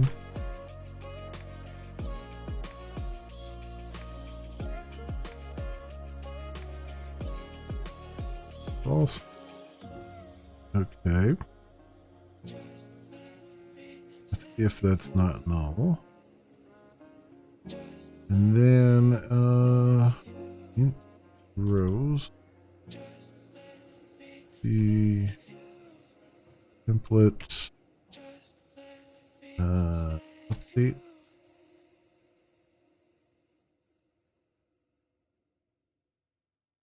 Message equal.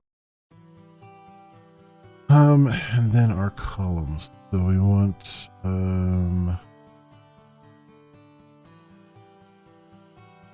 generate that column.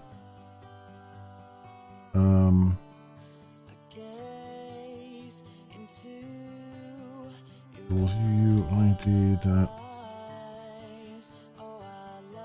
random UUID.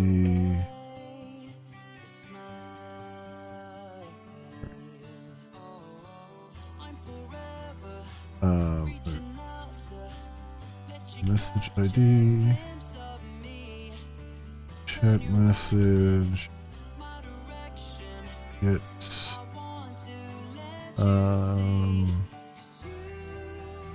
sender, and then channel.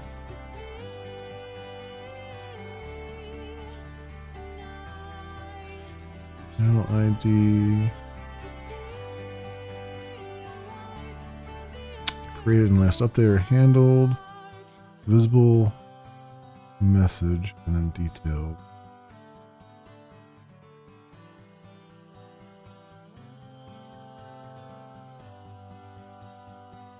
Get visible. Get message. Get message.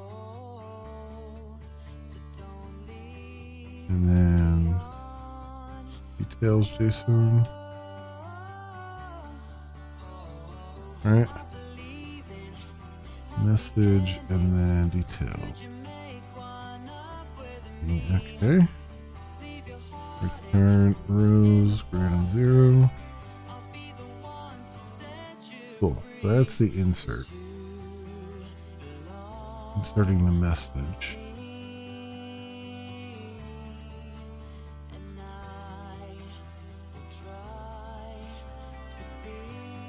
And if I want to read like the last 5 or so, I could do that. I might as well put that in here now. Okay, public,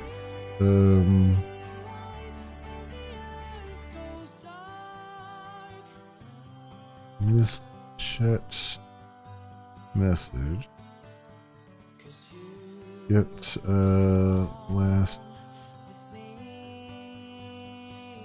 messages for channel and strange channel ID.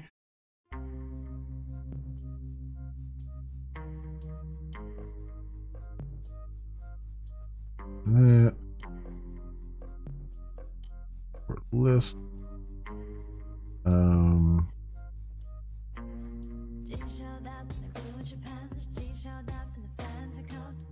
Final string. Select last channel messages.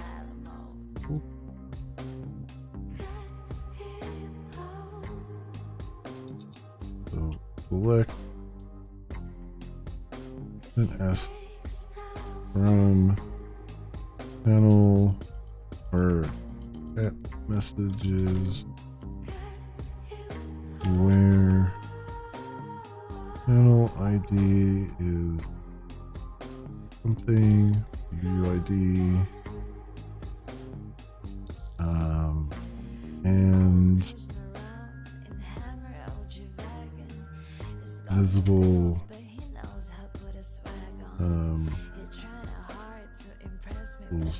true.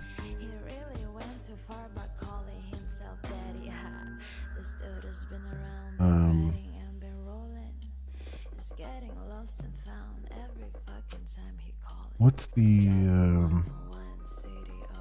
I only want like 5 or 6 of them. So Postgres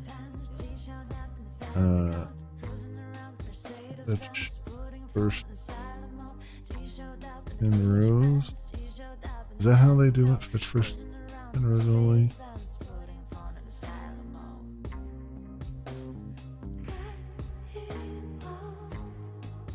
Fetch first row count rows only. Okay, yeah. They do it that way. Alright. So true.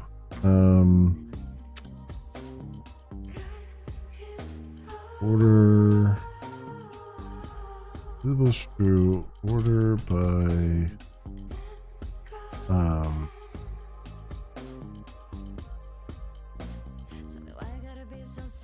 What if I created ascending? Because you want the latest one at the bottom. Fetch first 5 rows.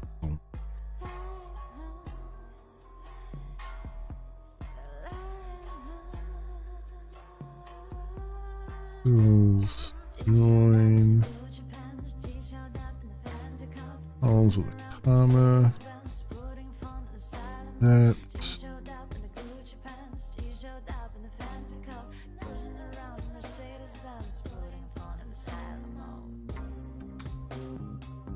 then I would say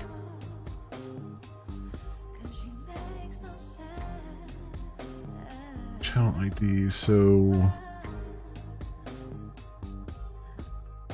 I need a a mapper.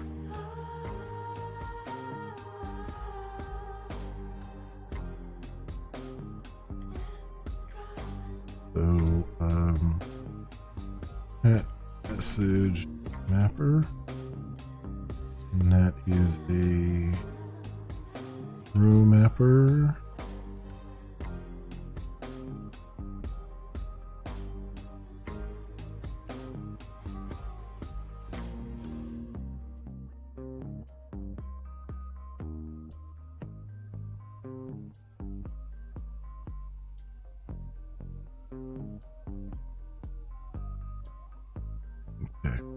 This one will be potentially a little tricky, but we'll see. Actually, it's not really going to be that tricky because I just have to do the other thing. Let's do private object mapper. Object mapper. I don't know this feeling in my head. Wish it was happiness instead. Have that.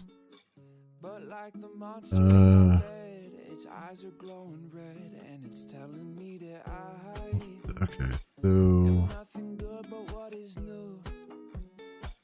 That every single thing I do is mediocre, yeah, it's true. Okay, I want to do that message.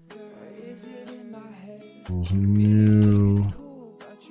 That message. Boom. And just a message that channel ID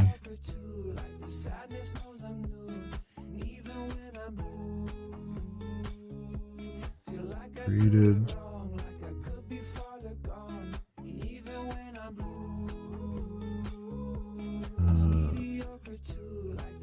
Last updated. So rs get string.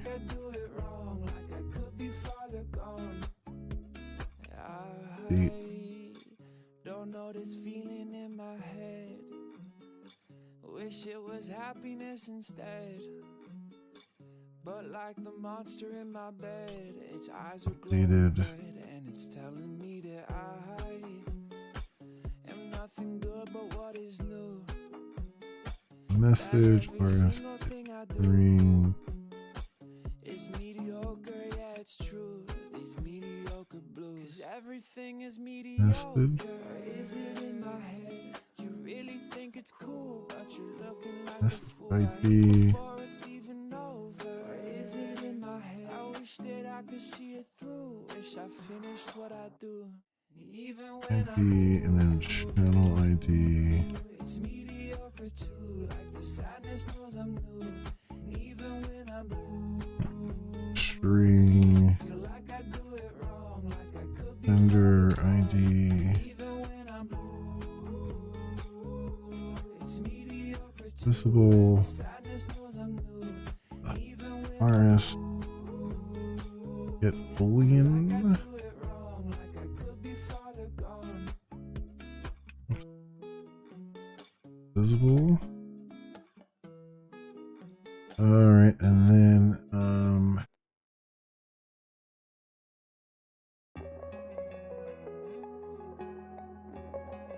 gotta read in JSON thing. So I guess a string details JSON.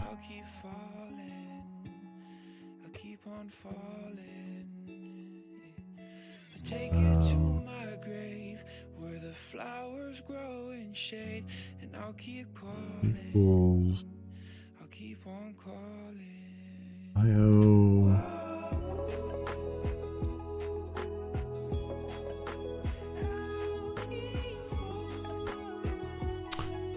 How do I read this? Didn't I have another one I was reading in here?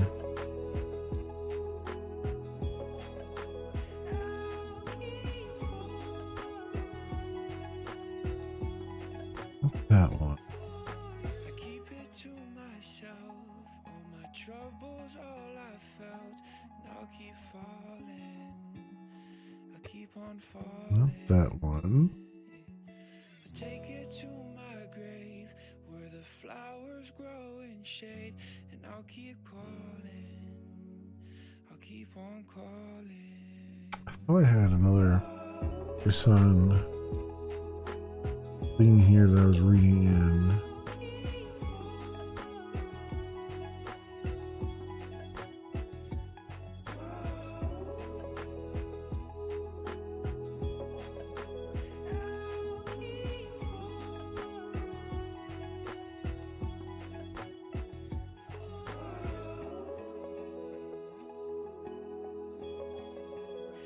Yeah, I had the, it was on,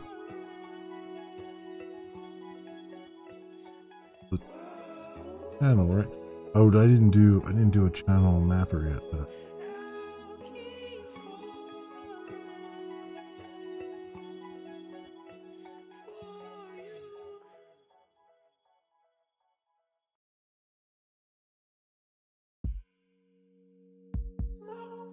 did it. Maybe it wasn't.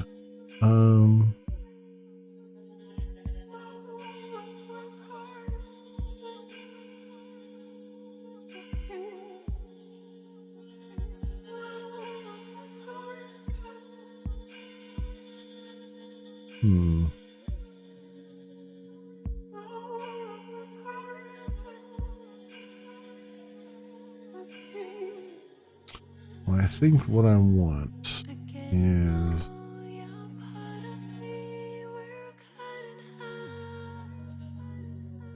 Apache Commons IO.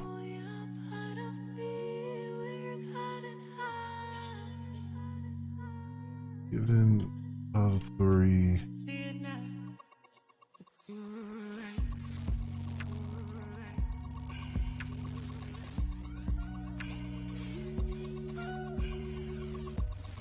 Apache Commons IO.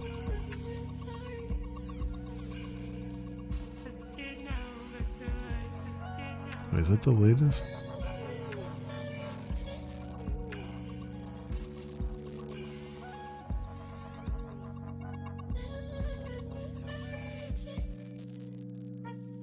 I move that to Commons IO.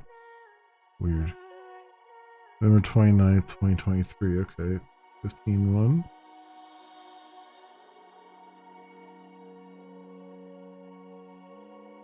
Okay. Palm here.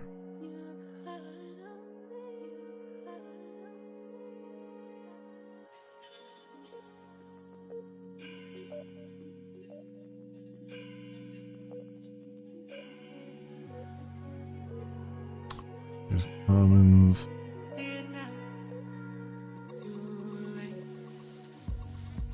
Commons IO. And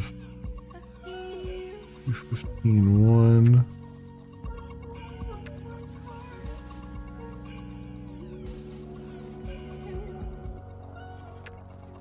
Commons IO version. That.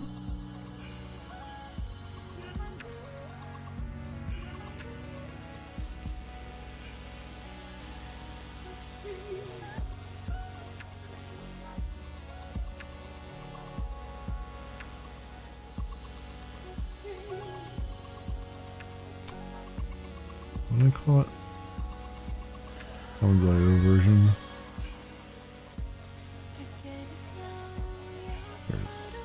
One's IO version. And that.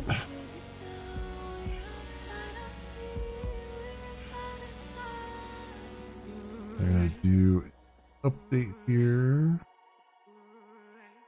Maven, update project. Bring that down.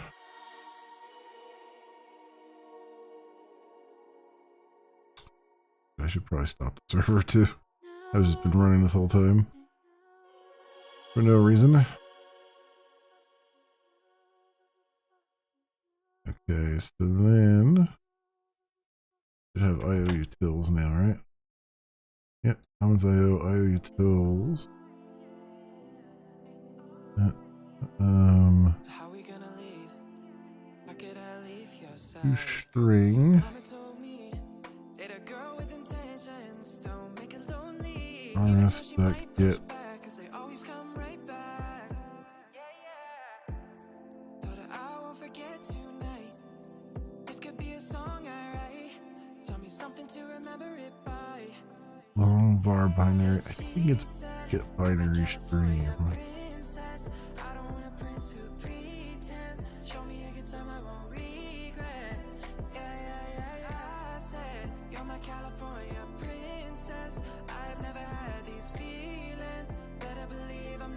So say it's that. Let's see if that works or not.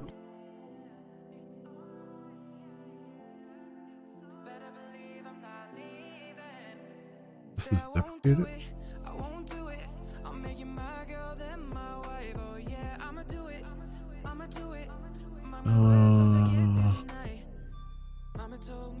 Deprecated as a 2.5 use 2 input stream char set. Oh, okay.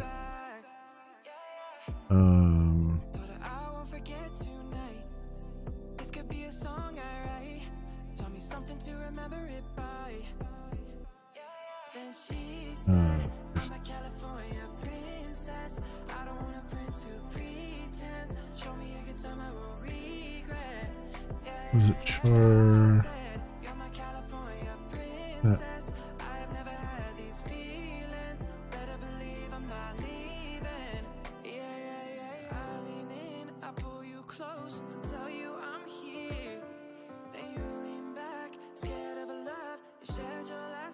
F8. Oh, it's like standard char set. Yeah, here we go. Standard char sets that. F8. There we go. And then now try catch. Oh, wait. What about we start out with try multi-catch? There we go. A little better. Okay.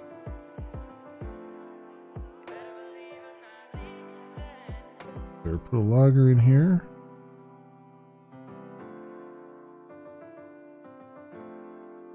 Logger factory.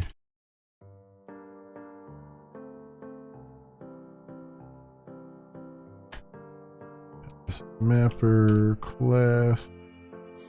Run that. Logger error. Unable to parse JSON detail from database. Rise up, fearless from the ash. I'm shining with the lights off. Okay. Time to strike the match. Won't look back. When I light this fire, I burn up Details. when the flames get higher. They'll get back to me as a string, and then I need to use if. Cause I feel this energy rise up inside of me. When I light this fire, What will this do if it's null? castles from the ground. Answers were there, just didn't know where. Rise up, fearless from the ash. I'm If the value is equal null, the result is null. What happens here? Won't look back. When I light this fire, I burn up burning. When the flames get higher, these tables turn. Throws a null pointer exception if input is null. This energy rise up Well, that's not null. inside of me. When I light this fire, Extreme. when I light this fire, and I'm rising from the ash, shining Here's what we gotta do. lights of timeless Gonna strength and stay. when I light this fire, I burn up burning. When the flames get higher, these tables turn. I know I'm not out of my mind. That. Feel this energy rise up inside of me. When I light this fire, You fires. No. when I light this fire, I know I'm not out of my mind. Yes. Not. When I light this fire. How about this? How about if RS that was null? Bottom is waiting for seeing your face in the dead of night by my side, but I'm still Say, hesitating. if not, 'Cause there is this RS was null. and we both feel it through the dark in our hearts. Gotta keep from breaking. I am not afraid of the storms of day to Yes, there. they will pass us by. The life may fall apart. We are stronger through the scars we know. Put this null explicitly. If tells JSON equal null.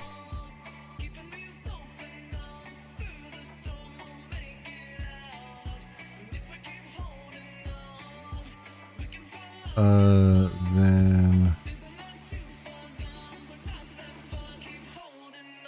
message that details is object mapper dot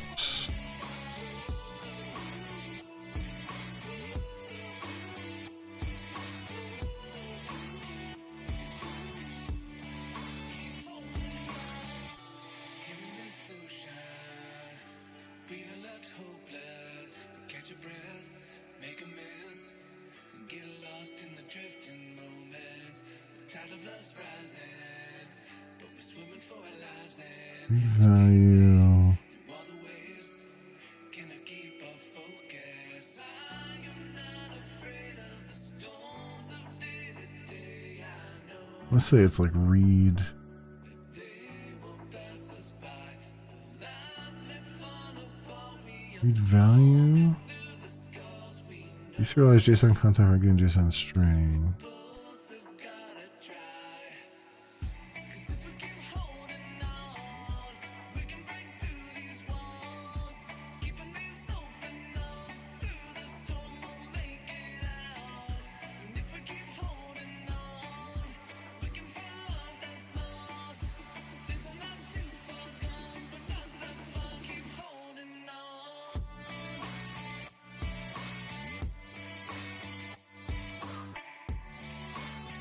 Oh, you know what? I could actually read value from an input stream, can I?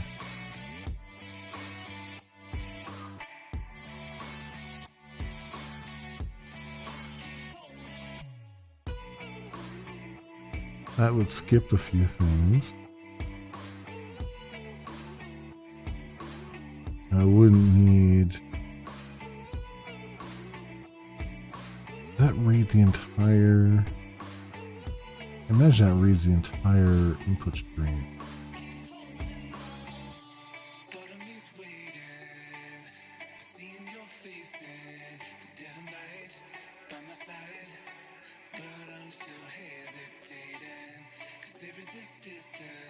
So I could do that. I could say, all right, this is even better. Chat.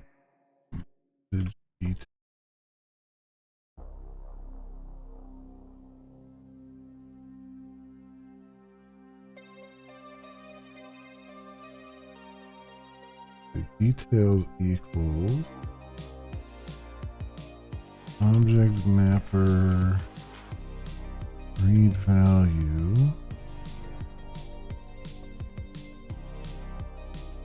of chat message details class. That's even better. Then I can just say if details, in fact, I don't even need to check details for null. I can just say, message dot set details, because it'll be null if it's null. If it's not, it won't. It doesn't matter because that's set, just sets it to whatever. And then we return message. Okay, that's even a little bit better.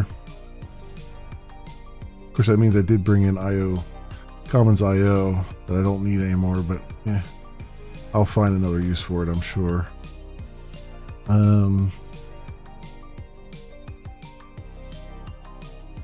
Okay. So we have that.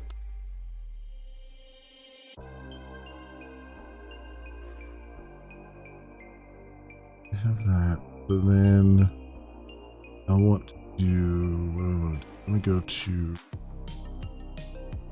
the DAO. Over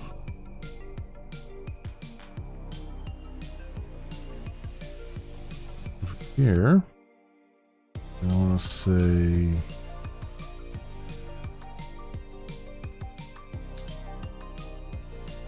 turn JDBC templates query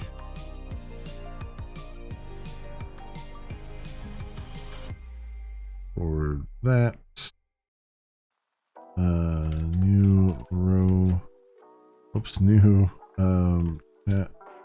message mapper, and pass in LID as a parameter. There we go.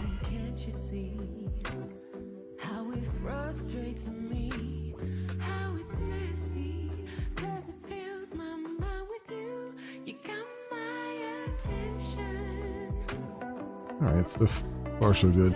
So let's go create the chat message. So for the incoming,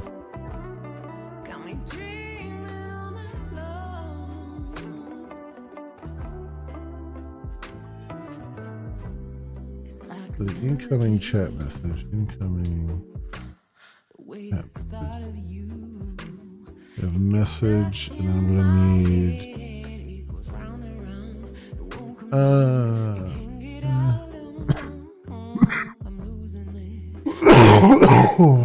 rather not.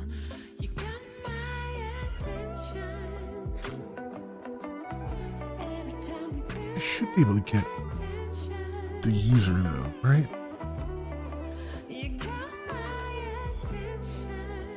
Well,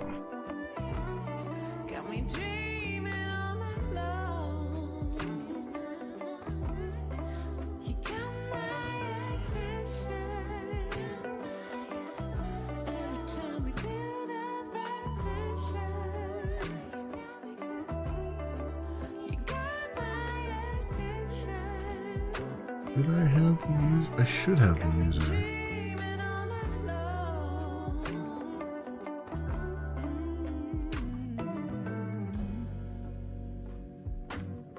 Because I think the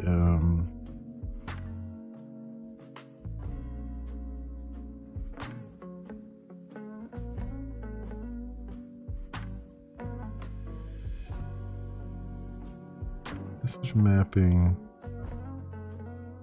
Support the following arguments. Payload. Start the payload of a message. Destination variable.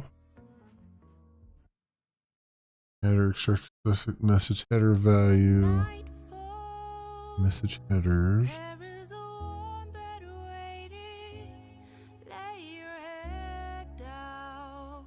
Principal. Method arguments are supported in some processing scenarios such as stomp over WebSocket. Reflects the authenticated user.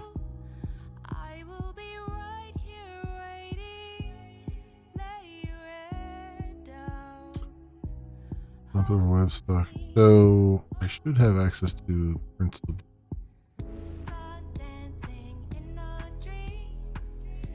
May or may not help me. Here.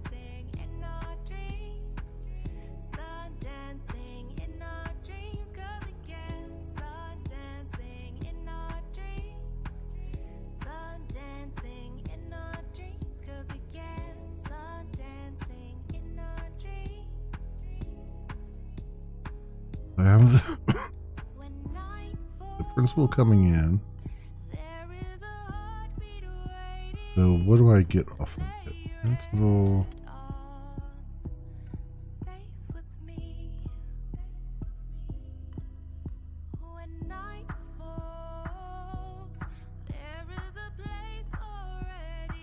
Get name, which is just going to be the username, right? I'd have to look up the user by the name. Might be okay. Because they're not actually passing username in, it's something that's already there. So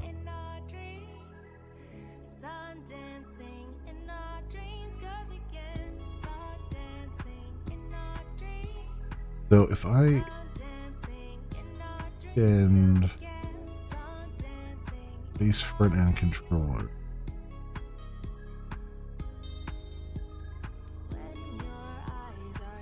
shouldn't hurt anything.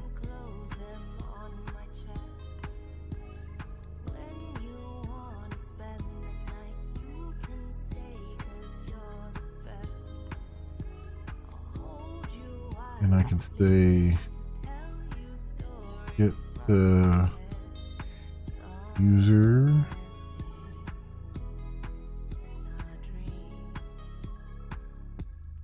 no. I don't have anything to look up there. I have display name.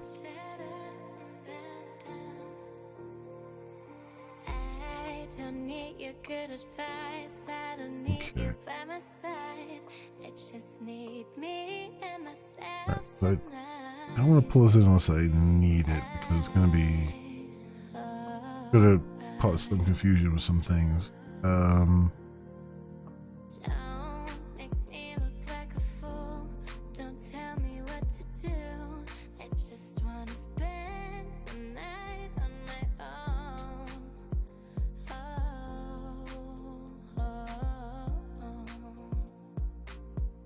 want to get the user. User details.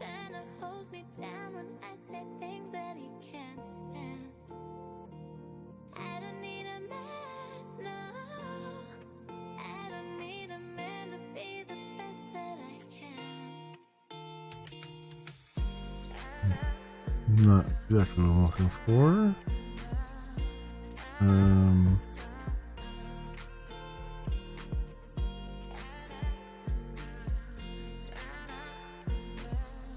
There we go. Authentication DAO. Get user by username. That is what I want. So we'll say private. Authentication. DAO off DAO.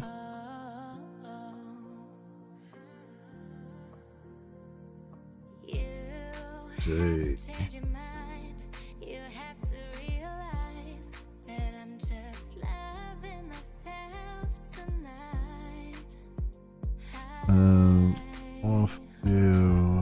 get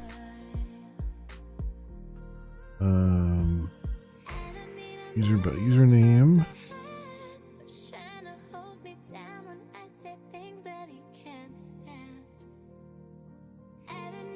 Right. And this will be useful even later because we'll have to make sure the user is actually an active user and other things, and that they're not on like a blocked list and other things like that. Right now, not checking any of that. Just getting that going. So that'll get us the details about the user.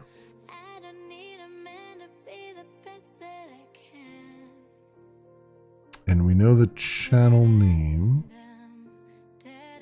So I'll need to look up the channel by name. Where's the channel's date?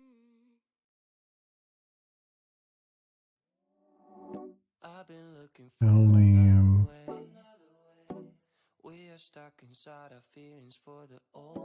There you go. So I want I've been longing for the new face, new days. Get it out of sight, I want it out of my mind. I've been up all night, this feeling got me losing truth. Too afraid to take a stand, but you public. make me wanna take a chance. Can we go out running? I can see the sunlight through the palm trees. Do you hear it? Do I not have a channel thing? I guess I don't have a channel thing. Pojo. Channel Pojo?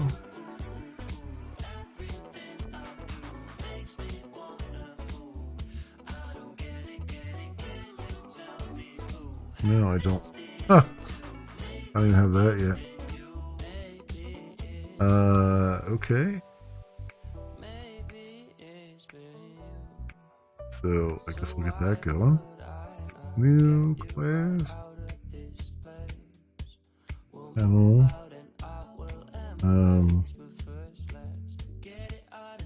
Yeah, that's fine. Serializable.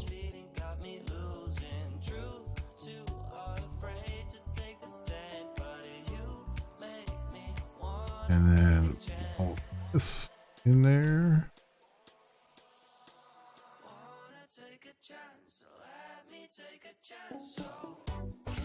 Private string user ID. Name. Active. Title. Live. Oh, there's the setting. Now I have a thing that actually reads in the settings. No, I don't have that there either. Well, I haven't. That's why I didn't tackle it yet. Okay. I guess we'll have a channel settings, but first I'll do private date created. Private date last. Oh. Port those. We just need the settings. The new class channel settings. Visible.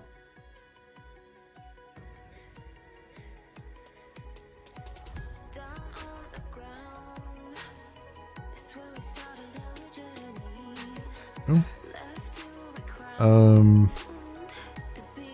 I don't have any settings yet, but it's a thing.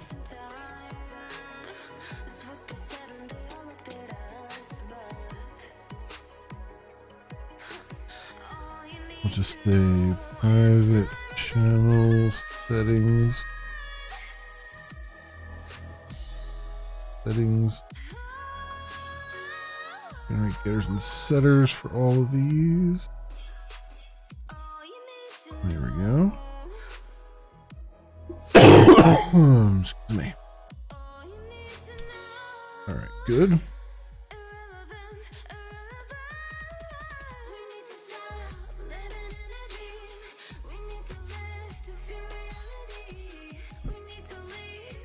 And then I need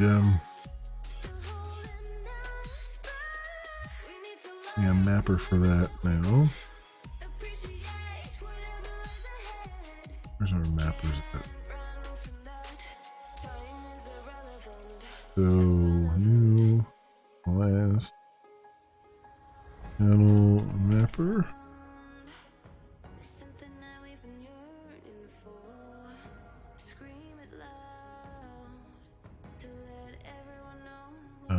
That pro mapper for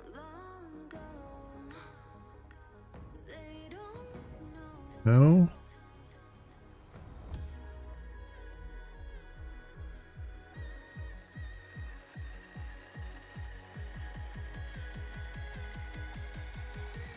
Go. Okay.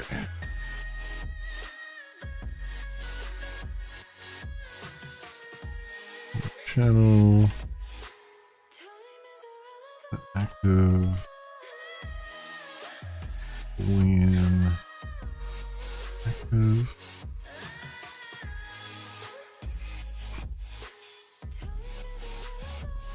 date created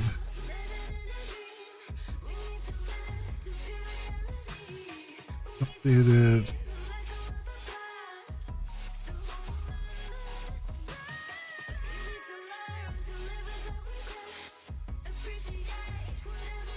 RS when 5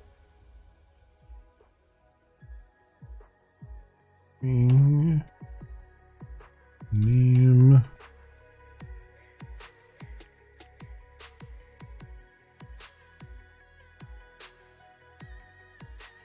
title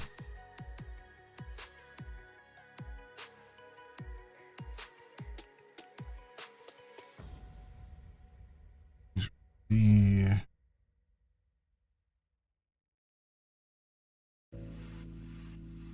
already okay, and then just set it. All right, so channel settings. Tell me where I belong. And we'll do Walking these streets, it's settings amazing. equals yeah, here. Those days have gone by. And a logger. I have it static. Final logger.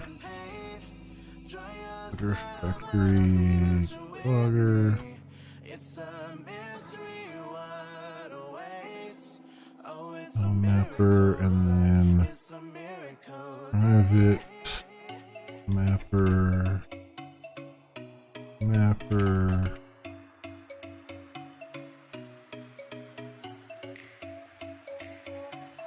Go. Settings equals object. Mapper read value. Yeah.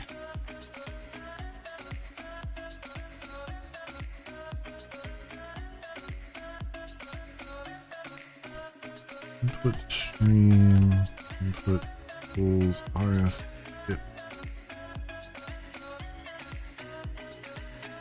Binary stream settings.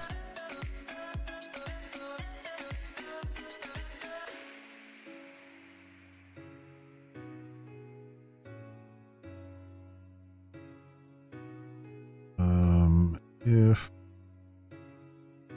RS that was null, You say it's not my fault. I walked was away null. from it all.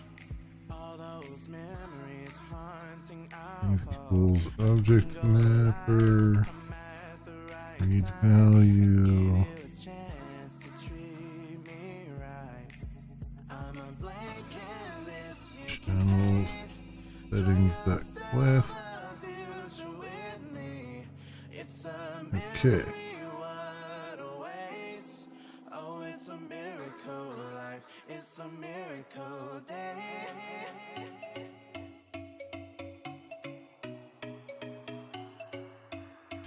There's only IO exception guitar? Okay. I thought it was more than that, so that's why I did that. So,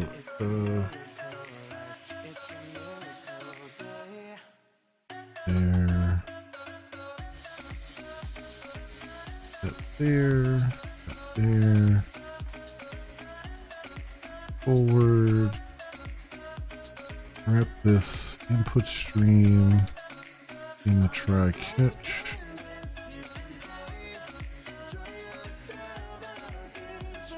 So automatically close it if need be.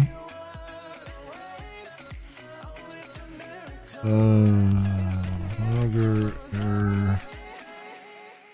Enable to parse channels settings. Parse based on channel settings.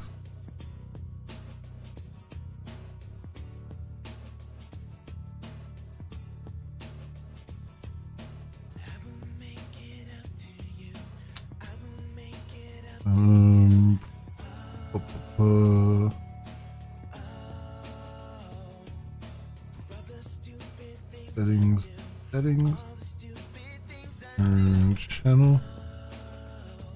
There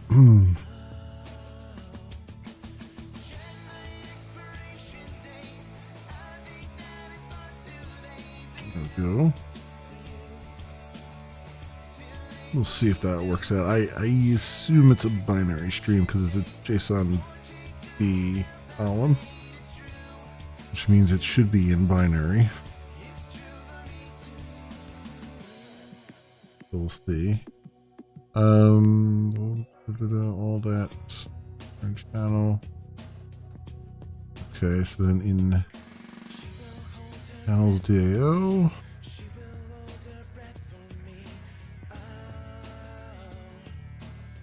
For the particular channel name, I'm going to say return channel. Get channel by name. Bring channel name.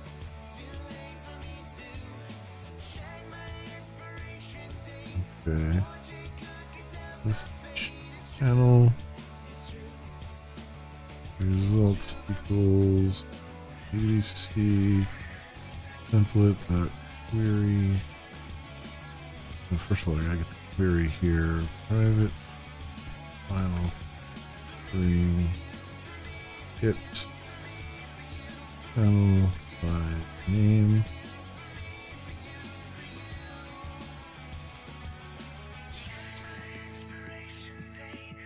Select and ask from channels where name equals that.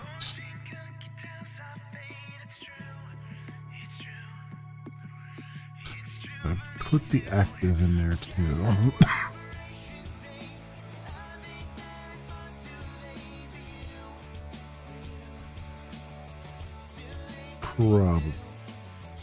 Probably should be, and active is true.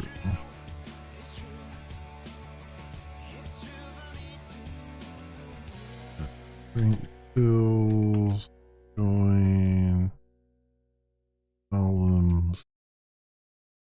That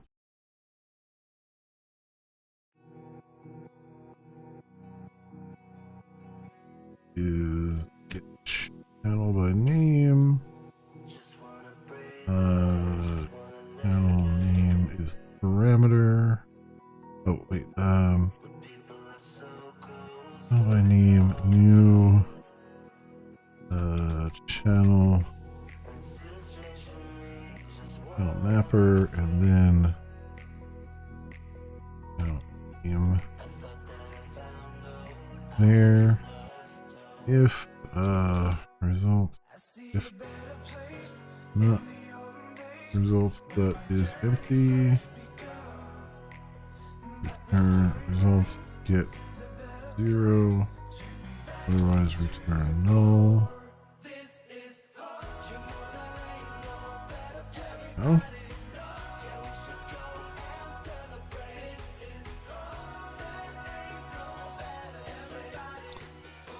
Alright, so that should return channel details. All the channel stuff. Then back here, based on the channel name, I want to get the channel out of it.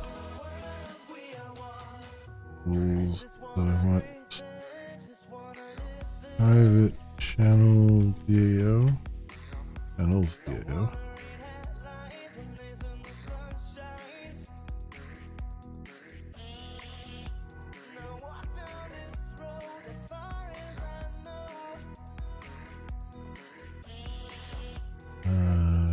Get channel by name. Channel name.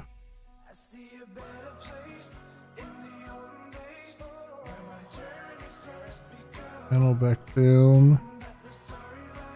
Okay. So that's good.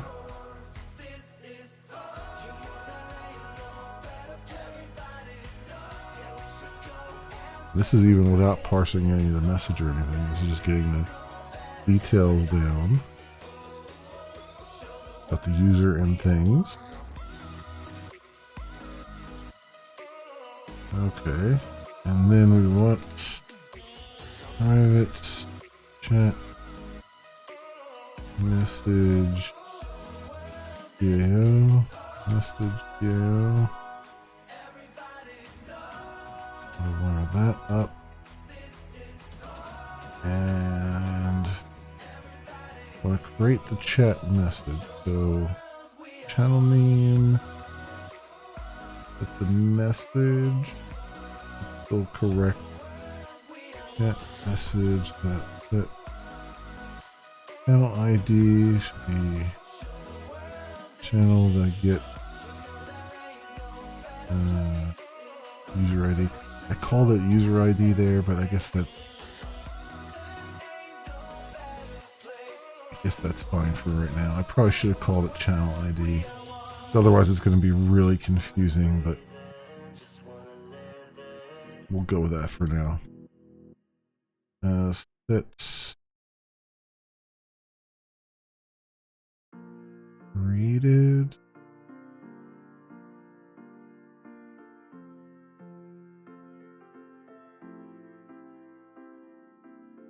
Thought of you sends chills down my spine. Cold nights, moonlight in my glass eyes. Letting down my walls for the last time. Well, created and last update aren't actually used, but I should set at least one of them so that I can show that on the screen. So I'll set created to new dates, which will give it current dates.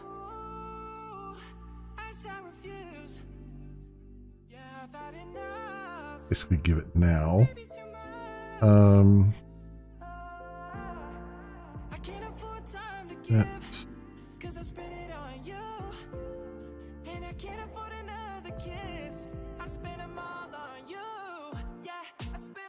That's message ID we won't have yet. I wonder if I need to bring this back. I feel like instead of bringing back a boolean, I need to bring back the actual chat message again.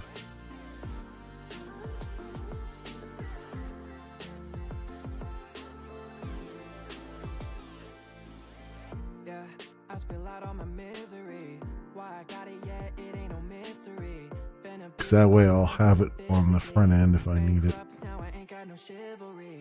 for stuff.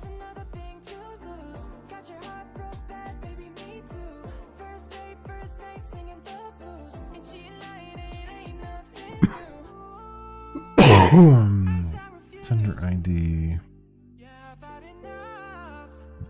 off that it I can't afford time to give, ID. cause I spent it on you. And I can't afford another kiss. I spent them all on you. Yeah, I spent them all on you. Ain't got much, so what a kid got loose. All I wanna do is be loved. Yeah, I think that's what I'm gonna have to do. Kids, so what you think I'm gonna do? So I return that. I'll return chat message.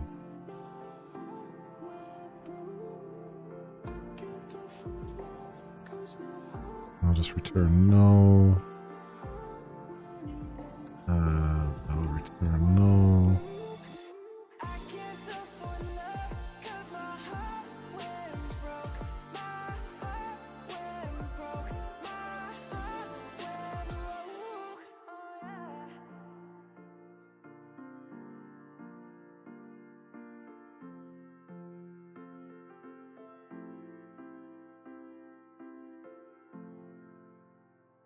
Hmm.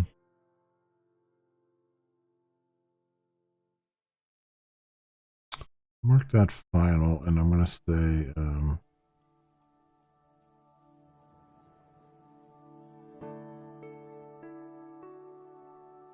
I'm gonna say save chat. Chat. Did I lose this chance? One last dance with my shaking hands. I can barely stand. I have to clone it. Much did I push you away? I was in a rush, I'm sorry. And I know that you'll forget. I wake up in the night. Okay. That message. Source. Iterate.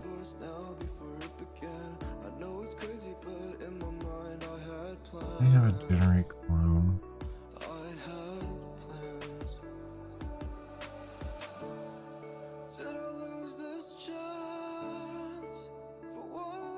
Generate 2 string.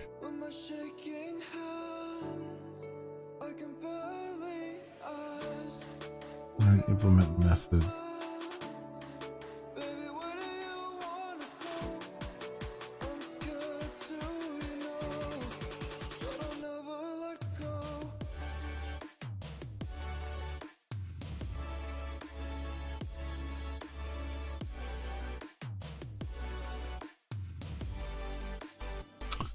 I have a clone here.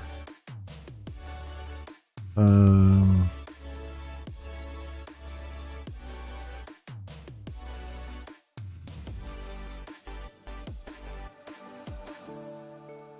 I find you somehow? I hope you're okay. All those memories in your driveway. Can we turn back time before it flies away? Return object should be semi-clone super clone. Never thought you would come back. Can't believe remember those times. This object using has maybe necessary to modify one or more fields. Watch the sunset fall through the sky. We were younger, never thought we'd say goodbye. Never say goodbye. Did I lose this chance for one last dance? With my shaking hands, I can barely ask. We got runaway plans. Baby, where do you wanna go? I'm scared to, you know. This method does a shallow copy of this object, not a deep copy. Alright.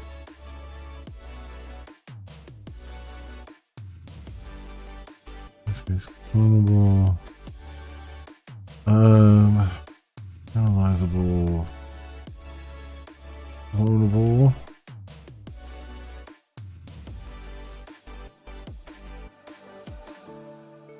So all I really need to do, I think Super Clone will actually do the shallow copy I want. But the only thing it won't do is it'll make a shallow copy of the chat message details, which is not what I want. So I want that to be done here. So I'd have to say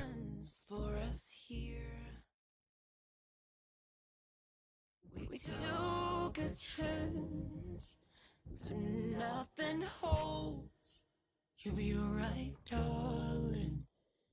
Just I have to grow. say And so it ends. We'll never meet. wait, can I return instead of object? Best darling, you're out. Wait a minute. Can I return and actually the sense of this?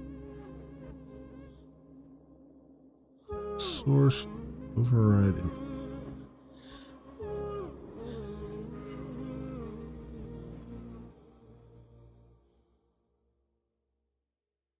And so it ends. It's been a while since I've done any kind of cloning stuff. And so it ends for us here, alone in pain. I see it clear. There was Let's see here. Java. nothing here.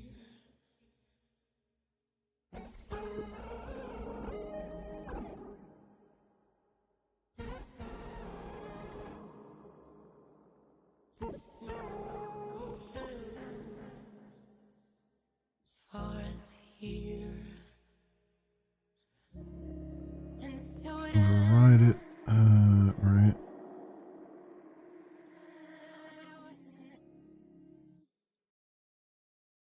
For clone.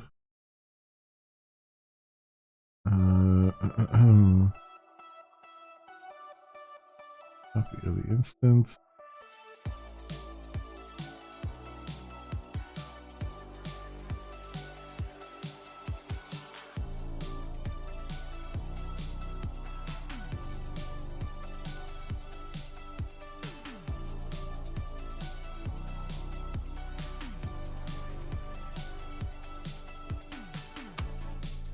Well, implementation using shell copies using reflection API, create copy instance, right?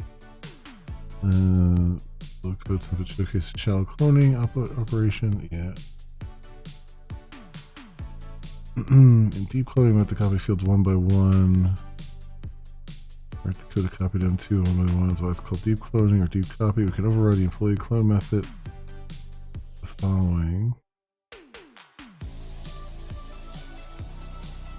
Employee, so they just do a cast to employee, okay.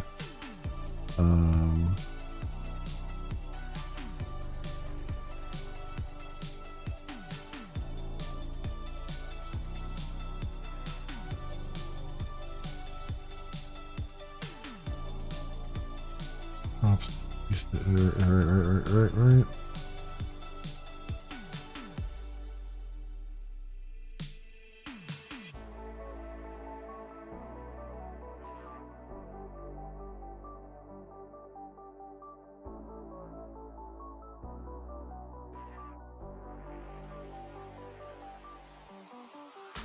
Yeah, Commons Util has a serialization clone, but usually cloning via serialization is slower than just doing the clone.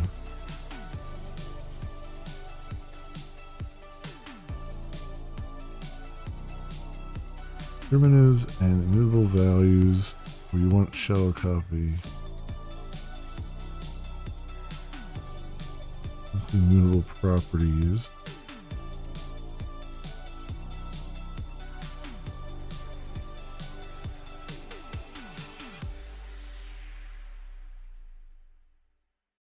Yeah, performance hit. Yeah, definitely. Is defining clone method properly using a deep copy clone method.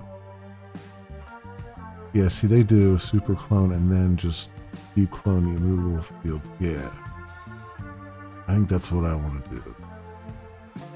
So what we say here is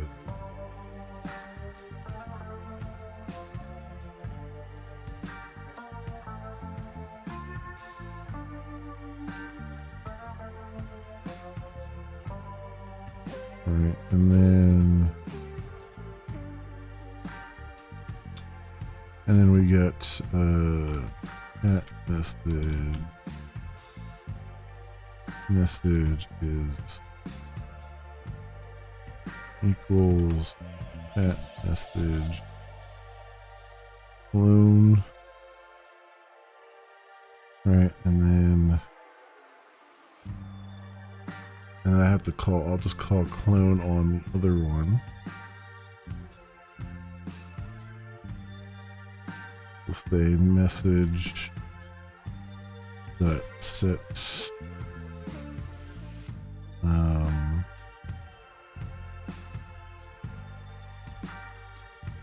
the details would be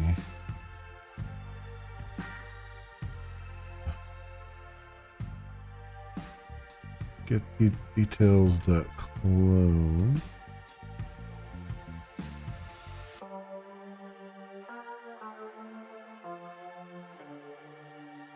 Can I not do that? Oh, it's not, that's right, it's not visible.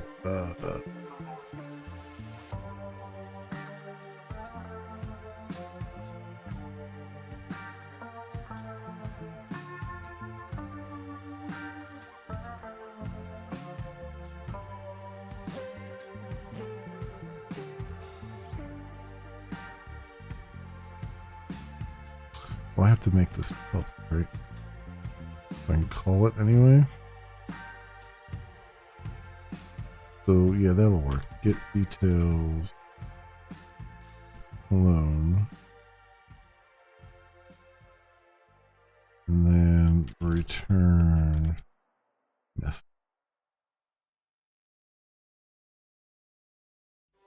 I just have to go into the chat message details here. Make this clone. Clonable. Override implement methods. Clone.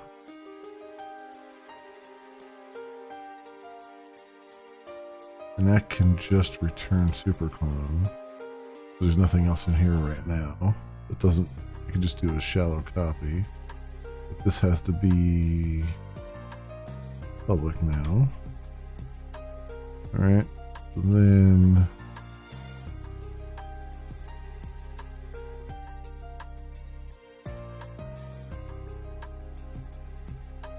over here,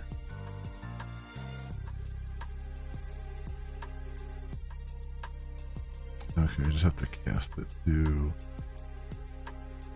message details.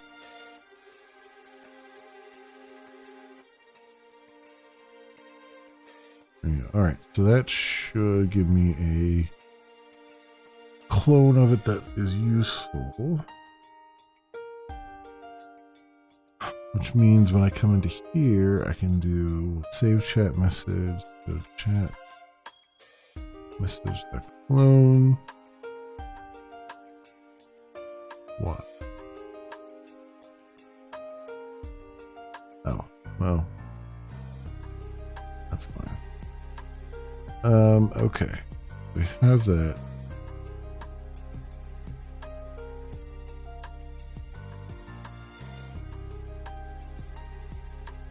So, message ID, I can say save chat message, set message ID to message ID there.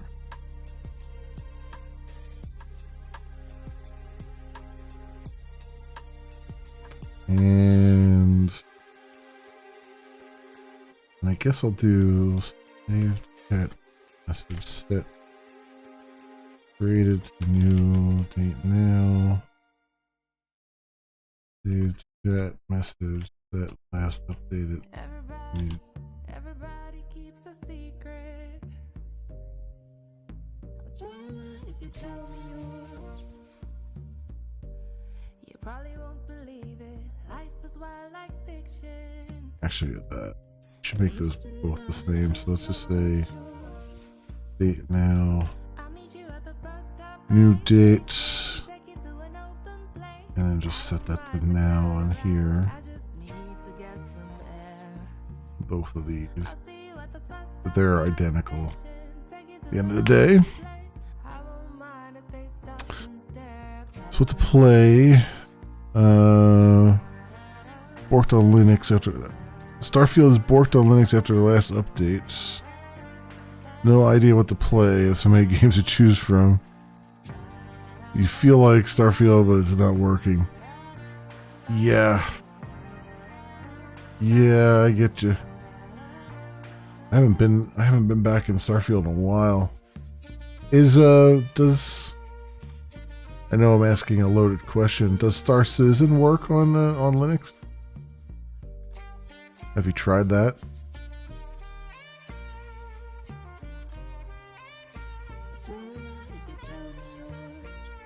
Because I'd be really curious to see if that actually performs better on Linux than it does on Windows.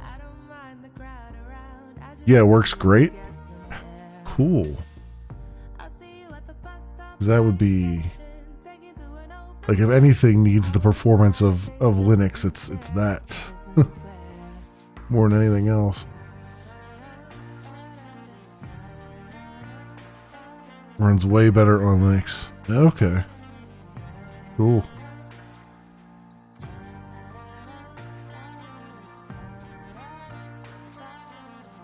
Yeah, I don't know. There's nothing else really. Did you ever play Everspace 2? Or even, for that matter, Everspace 1? Because those are pretty good. I mean, Everspace 2 I liked more than 1. But those are pretty good.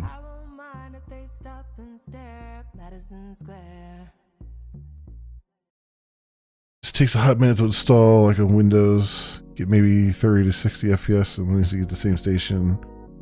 80 to 165. Nice. Oh, you tried Everspace? Is not your thing? Okay. Yeah. Trying to think of like a space shooter thing that's kind of similar to like Spaceborne and stuff like that.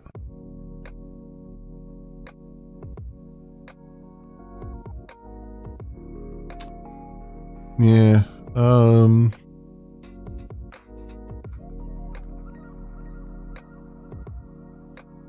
I wonder if the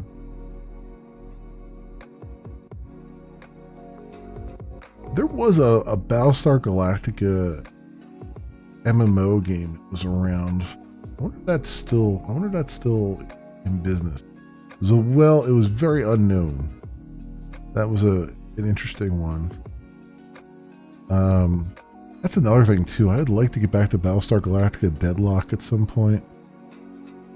But I never did a full playthrough of that. And that was a really good game.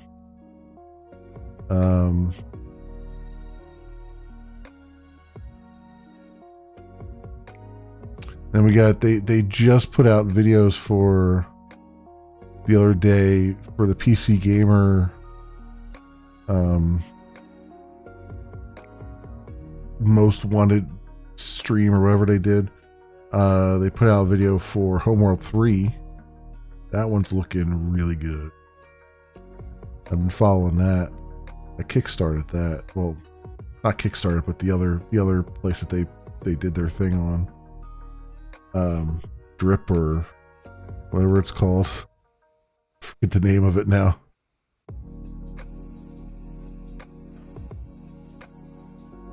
You're thinking Kerbal Space Program, can't seem to get it to install and run. Let's see what viewers want. Yeah, there you go. That works. Let's see what they're up to. What they're looking for.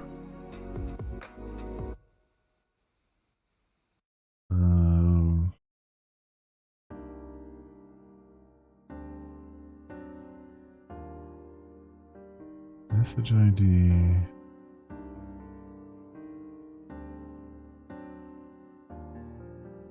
JSON. I think that's everything. So all I really gotta do here is return.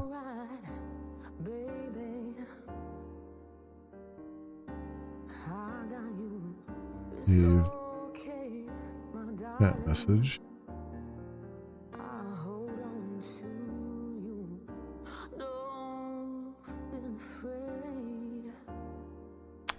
Do that.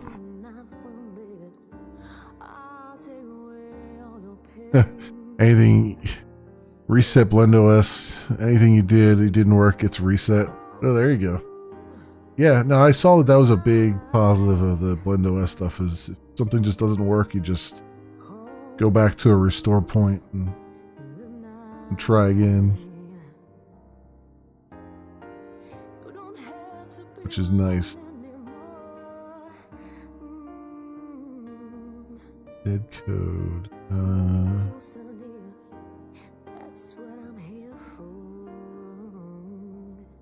It's not really dead code. Gotta move this down. That is what that is warning me about.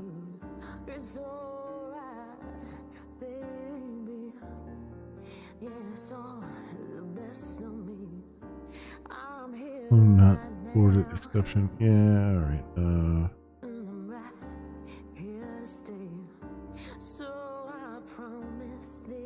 Oh, try catch.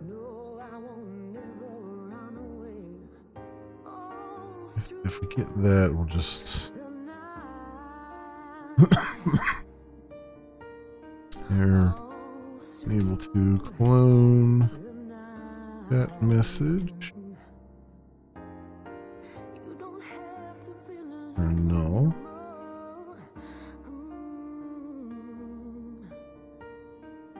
Have that go in there.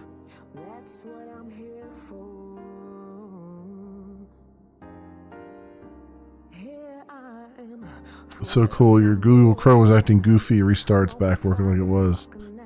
You do nothing. It just deletes the current running, goes back to stable. That's cool. It is really cool. I like that they have something like that where you can just kind of always get back to something that works, you know? If anything, Linux needs that desperately in all of its distros. Just being able to get back to a point where things work, you know? And it wouldn't be quite so daunting, you know, to get around, to navigate things.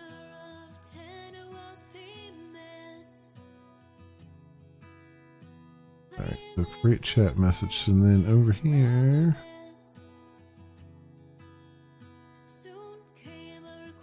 the message, channel ID, sender ID.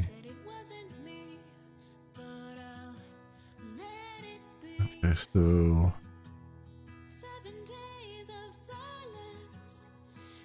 say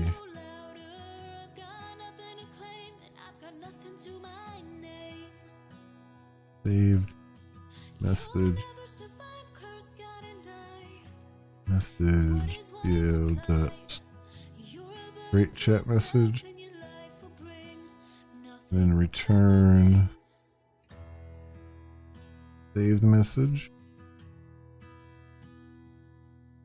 here.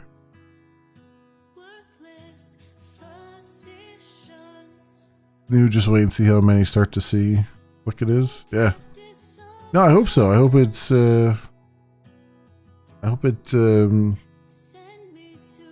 goes up in popularity on DistroWatch and gets all the visibility and all that stuff. It sounds really good.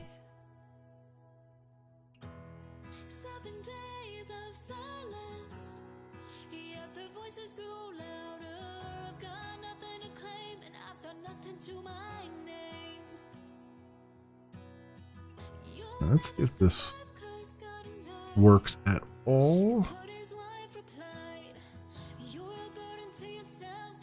Just writes a record to the database. We'll see.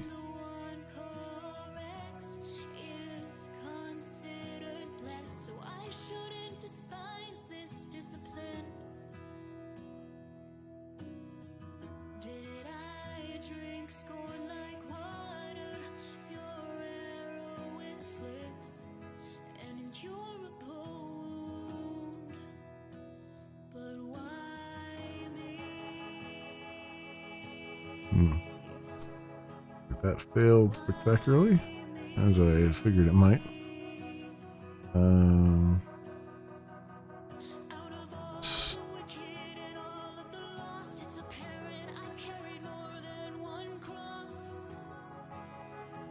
not invoke get user ID.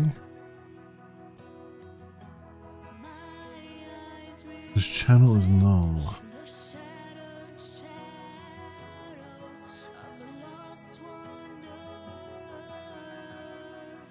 Back controller Java 43.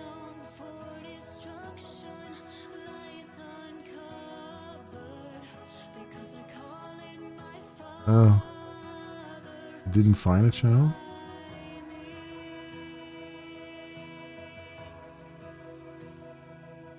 Channel by name.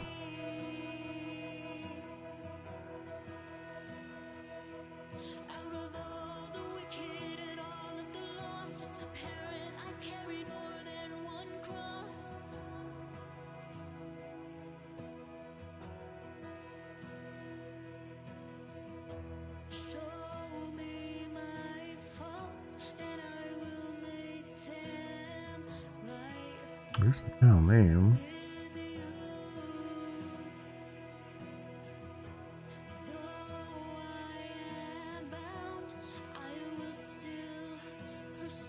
Oh, inactive is true. I have active as false. That would explain it. Alright, we'll just get rid of that for the moment. Might add that back in again later. Let's get rid of that for right now, because I'm not tracking that at the moment.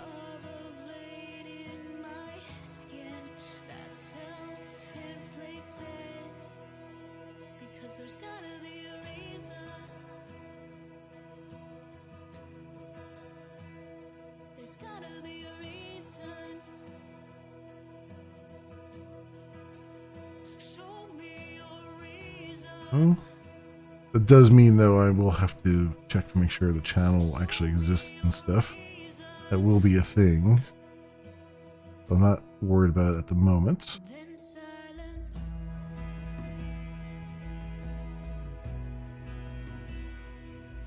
That failed again.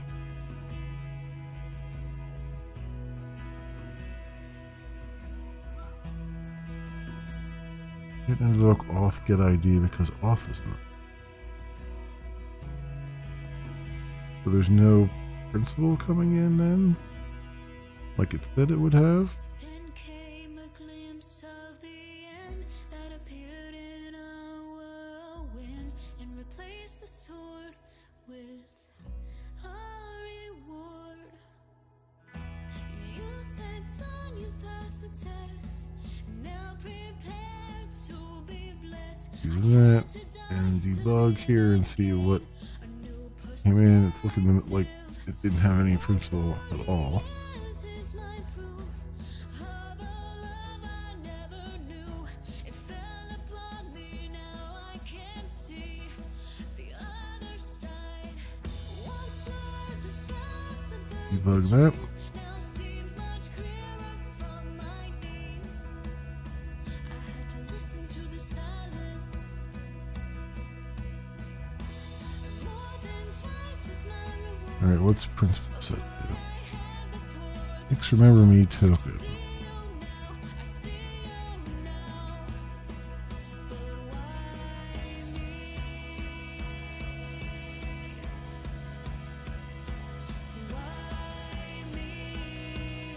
Principal. There's a principle underneath it.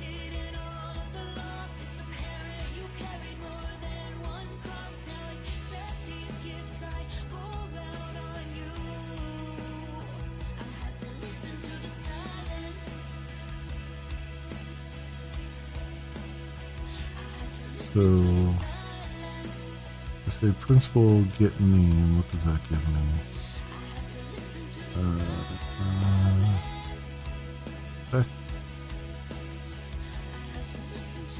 Remember me. Of course.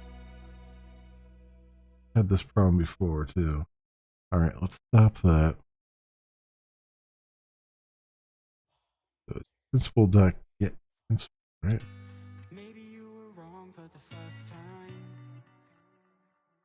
and maybe I was looking for a lifeline. How do I get the principal out?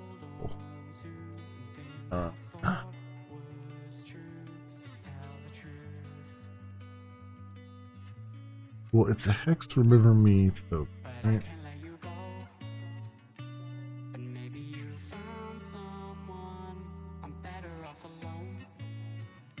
So what I can do is say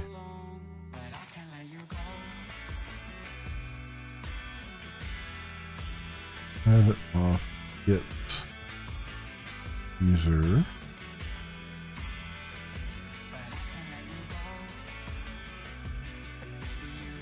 principal,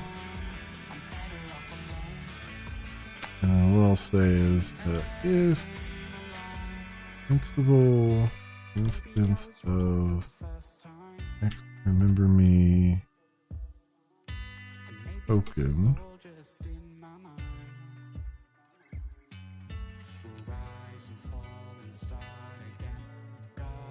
then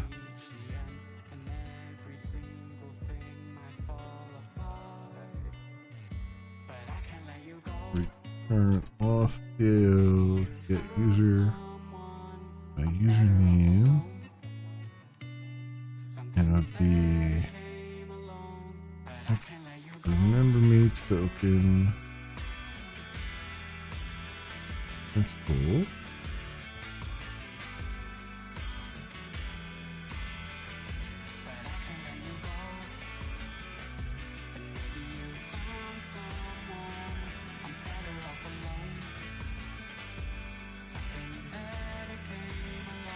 get principal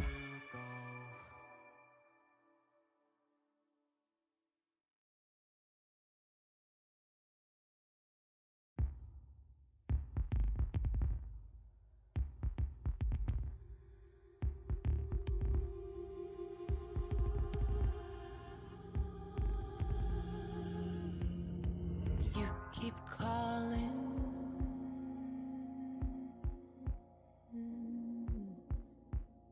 She hears you.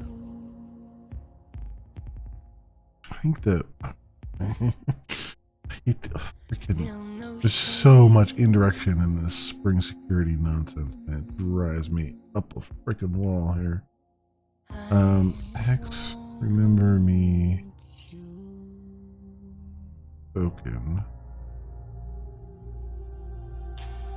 And I love how it feels. And I love how it feels. And I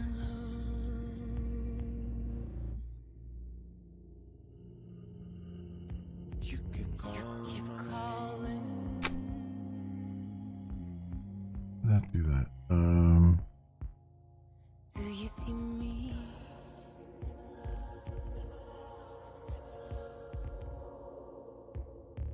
Picture me naked. Such a crazy line that you have to do there just to get the freaking thing out.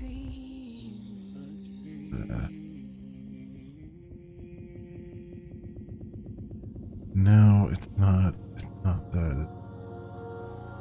And I love Principal is crap.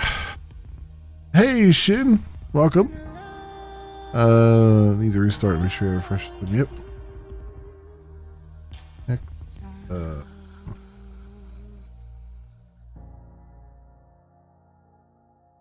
You keep calling my name. User. Is she jealous of me like I'm jealous of her?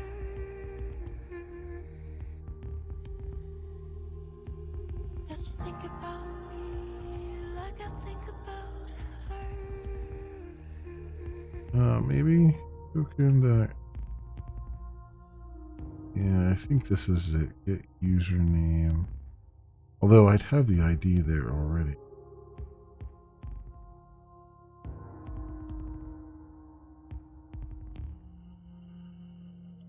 I think that's how that works.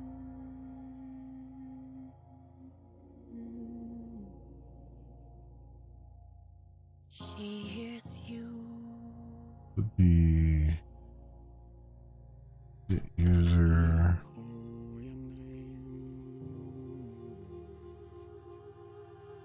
I'm gonna put a breakpoint here because I'm not sure that that's correct at all. I want to do that. I'm gonna need to stop soon as well. I believe we have some stuff for tonight. I took the last train to get to your apartment. And I want to have some time to eat and everything. So kind of rushed it last week. I worked on the Um, the whole time on the subway. It's gonna sound a bit Yes. strange. Here goes do nothing. that. You got me. It's not followed by white space, whatever. Not even Whatever, we'll follow it by white space. but I'm not so Okay, and do that, and then debug. I can't seem to get it right. No, I'm not so good with words. What I mean is I love And that. I can't seem to get it right. Never in there. Even like the fall Run forward to here. that it gives me. I hate the way the Alright, so principal. around my appetite. I work on the Oh, it is hex user. the whole time. Oh, I got that right. To get it to sound right. Cool. The token. Now if I do username, should be user1. So return that. The auth should have a user. No, I'm not so good Run that through. That failed somewhere else. I can't seem to get it right. Oh, I'm not so good with words. Not invoke clone. Just get details is null.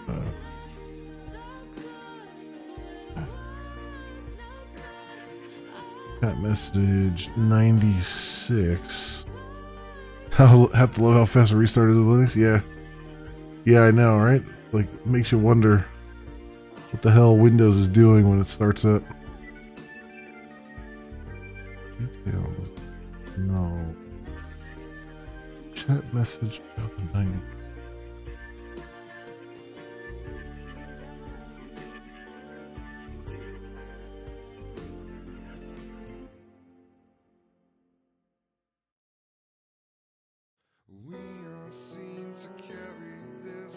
Oh, well, yeah, I should check to see if that is. Is that. Yeah. Yeah, that's on. Let's go stop this. Get out of this debug view. Say if hit detail. Not roll, no.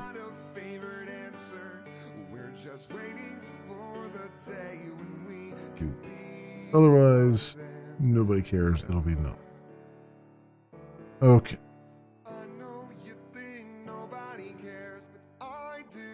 That. And why did this pop up right now? Go away.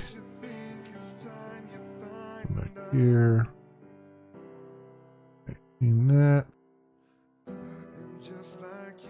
We can deploy.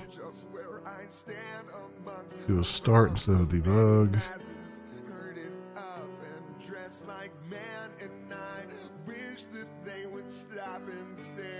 Fresh here and then say test.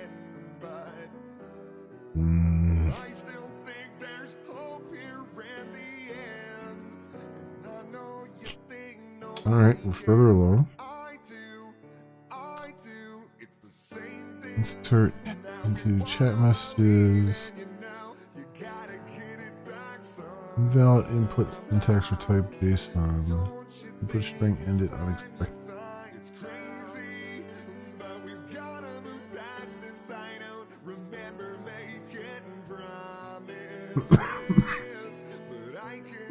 Is that because I didn't have any JSON to put in there? Don't be scared now, I know it's cold, but I have been here before. I know how this might seem, but it will get better, yeah. Don't try to fight, we both know that what's here inside is right. I know you think nobody cares, but I do, and I have all along. You know you gotta keep So if I don't you think it's time you find it's crazy? But we've gotta move past this. I don't remember making promises like this. But I make chat message Dave's 3.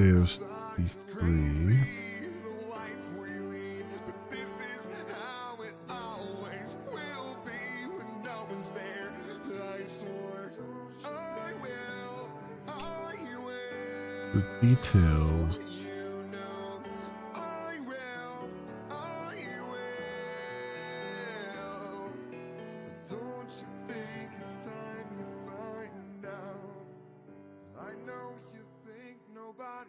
I wonder what happens if I just make it null. If I default it to null instead of empty string, will it handle it better? Is the question here. Because there's really no thing to put in the detail.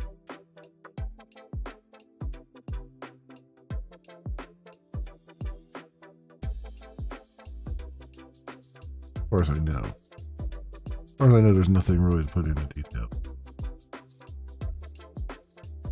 Should be null. So if it is, does it know how to handle that? Is the question.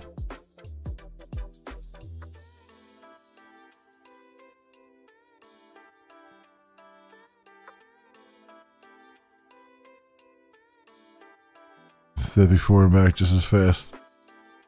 You can get set up. I'll get your music in the background. Yeah, no, I get it. I get it.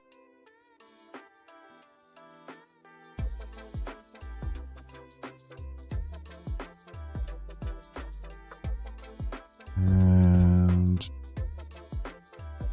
start. What do we have?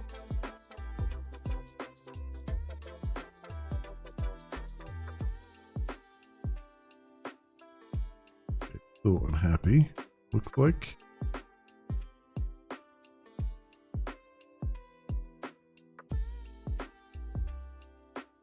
Oh, null column invisible. Not null. Yeah, that would violate the constraint, wouldn't it? And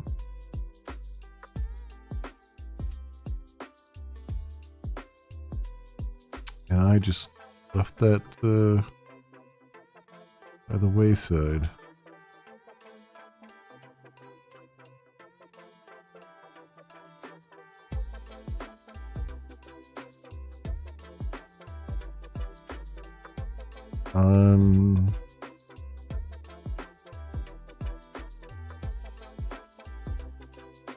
Yeah, that should be chat message. Set visible. True.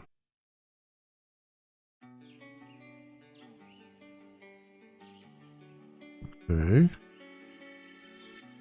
You were like a ransom note. If I give in, will you come home? I put everything I had into getting you back. I was only 17, and you were the air I breathed. I walked across the burning bridge for you, for you. Those roads we walked. Actually, it's probably good that I don't default visible to anything, because then there might be instances when something comes in and it's suspicious, and we might set visible to like false by automatically or something, or if it violates some sort of thing, maybe instead of rejecting it outright, it would save it, but it'd be invisible or something. Maybe, I don't know. I'll have to see how I want to handle that. But anyway, do this test. Boom. Okay, so that's back to working again, which means we should have a test chat message in the database. And we do. And we do. Visible messages test. No details. Okay. All right. Now we're in business. That was a lot just for that one little thing, but I'm, you know, trying to get all this going through there. So that's test no, test 3. Over here. Another test 3. Bang.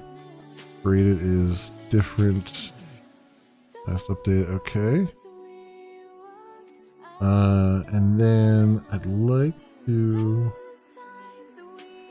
we come onto the chat for the first time. Where do I do that? Is that over here?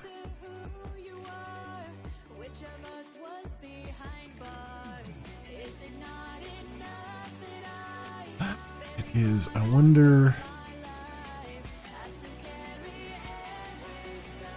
That's gonna have to be.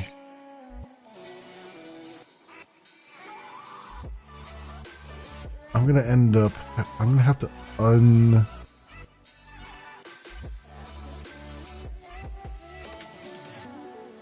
How's this gonna work? Yeah, I'm gonna have to use HTMX to pull the chat panel in separately from the page, because I want the chat to have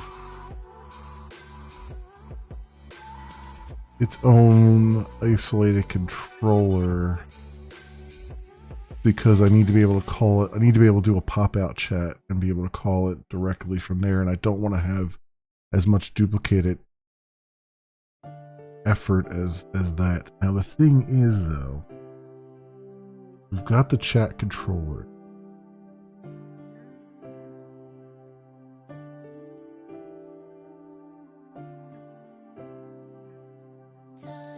What happens if I start doing, if I mix,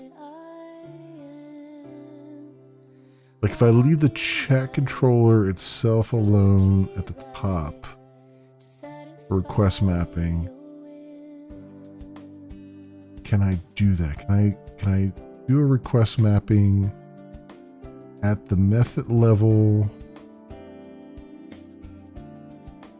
I guess I can test that real fast. If I do, let's Let's see something here. Public.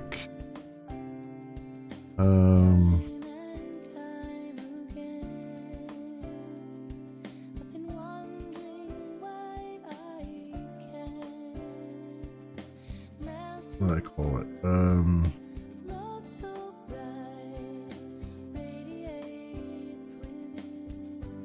Is it request?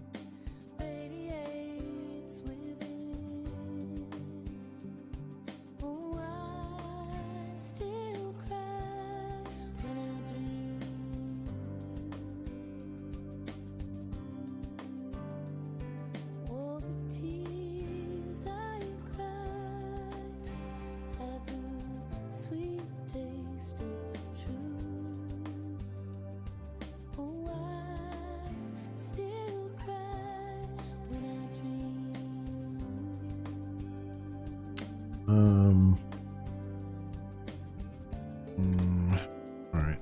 Do string.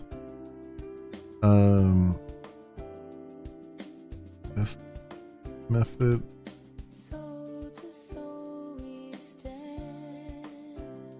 Request. And just say return test.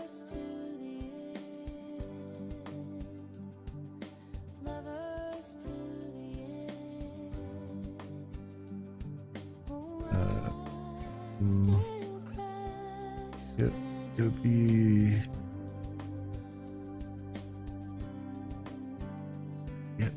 right.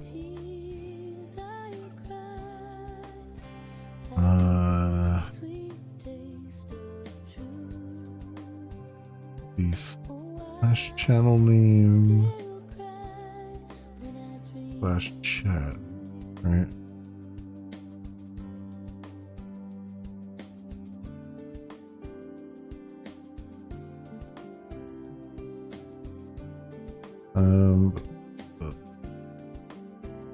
Return test, and then let me put a. Where's my views? Oh, there is a test. Okay. Just what do I have in there?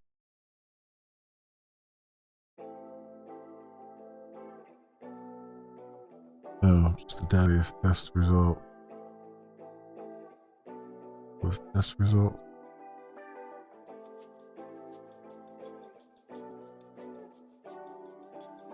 Just say this.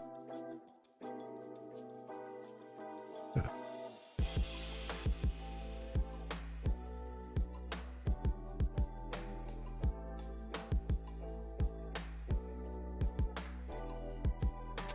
And I'll have to put the page layout there.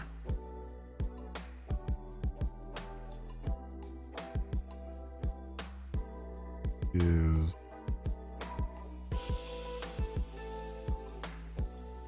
yes, main layout main.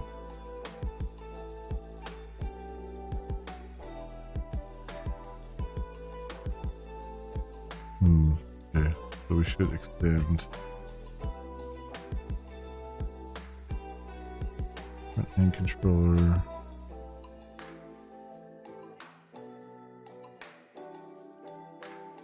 That layout model, and then the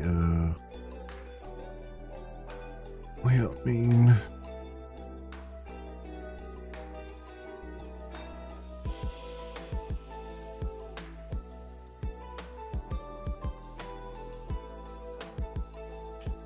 No.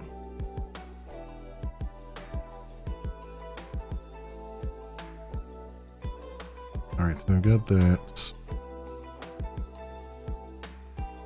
Stop this. Recompile. I really hope I can mix and match these, because this would be fantastic if I can. If I can keep everything together, then it would be really nice.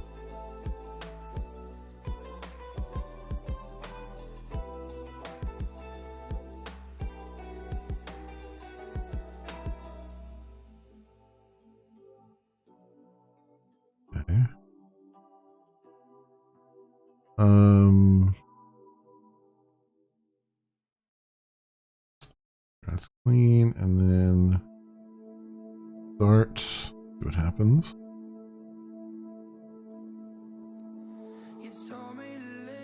Alright, so I go to, so I don't have, it's not going to be under /channel, but I go to channel name /chat.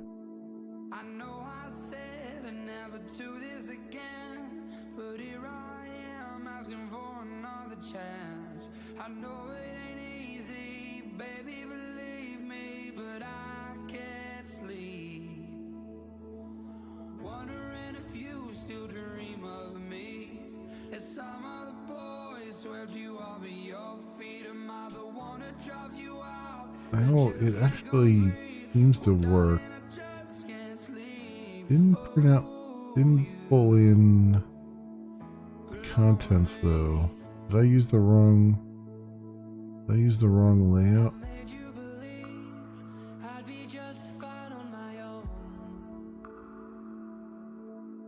I'm at top minus view content.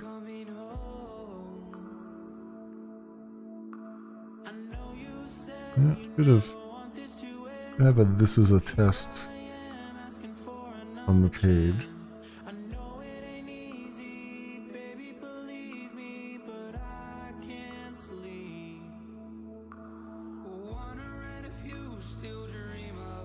Huh.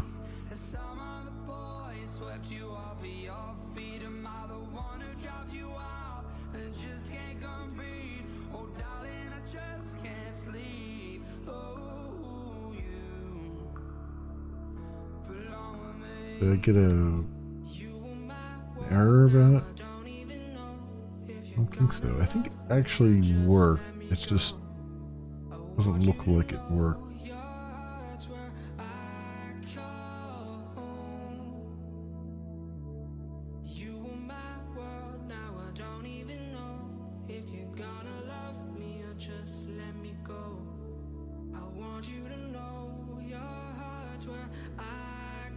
Form dot messages box, and then there's just a div here.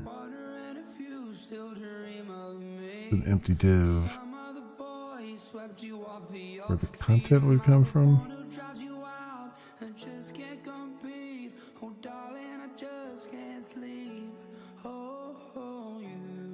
This is content.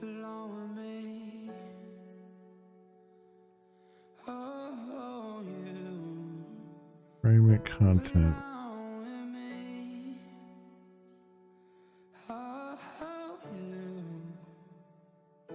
Content.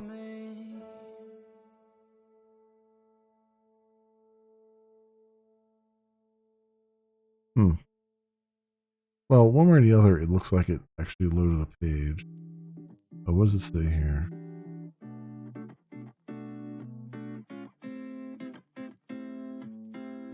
Oh, could not parse as an expression. This is a test.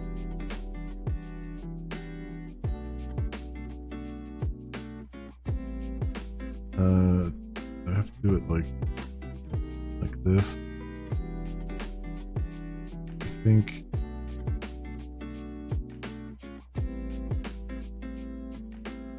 Yeah, there it is.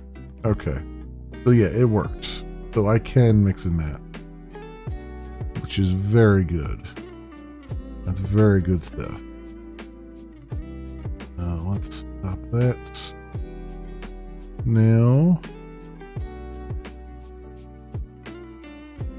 And then obviously this would go under channels, channel name chat. But it's good that it will come right into here and not, hopefully not mess up this.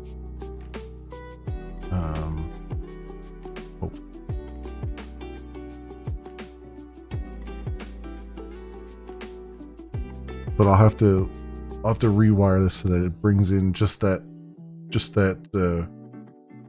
snippet of chat, which shouldn't be too bad. And then call it properly from the page itself. Load it in as like an HTMX, like an Ajax load in, which isn't a big deal. And then we'll have it fully separated, and I'll be able to do like a pop-out chat and have it use the same exact code without having to like rewrite it a second time to handle the pop-out. That'll be good. That'll be good. All right, cool. We've made progress, friends. We've made progress today.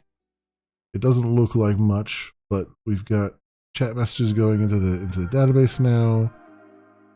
And I wanted to write it so that when you come onto the page, it'll show like the last 5. I have the SQL for that. I just have to wire it up to test it.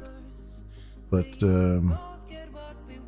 we're good so far there. And then obviously I have to add in all the other things like the actual who actually sent the chat message and things like that. But we've got the wiring of that already started here.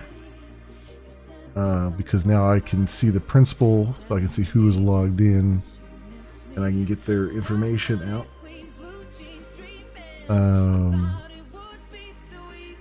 And the good thing about that is they can't fake that, because that's being maintained by the server, not by the client.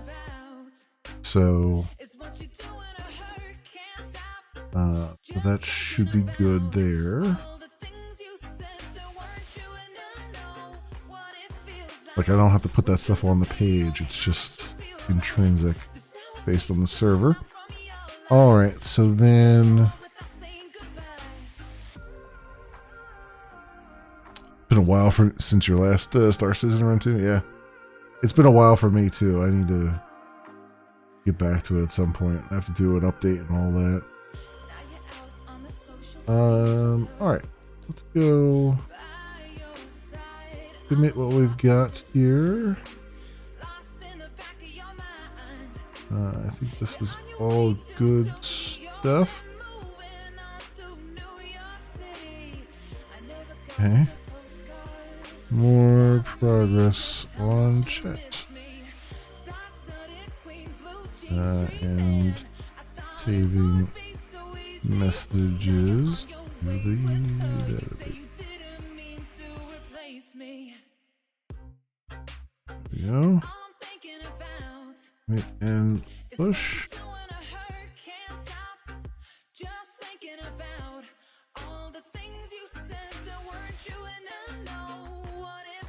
Whoops. That is up there now. Hopefully. Go over here and take a look. Yep. Awesome. So that's out there. More stuff. Just wait to see if the build succeeds. Hopefully it will. And we can start to close down some of this stuff here. Yep, the build succeeded. Excellent. Like to see it. Not that it's doing much, but that's the other thing. I really need to clamp down and get some testing. Some tests in there and get them all that going, but I haven't done that yet. Let's go shut down our container here and close out of Docker so it doesn't freeze up on me when I want to use it next.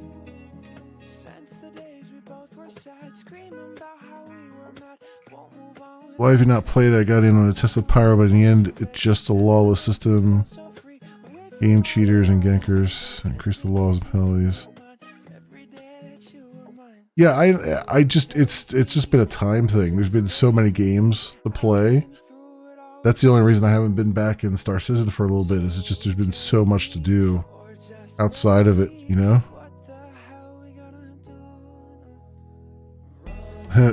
Pyro's just like Stan, but with no rules and no laws, and the kids are all there. Yeah, I figured.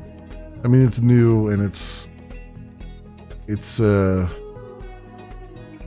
definitely the PvP area,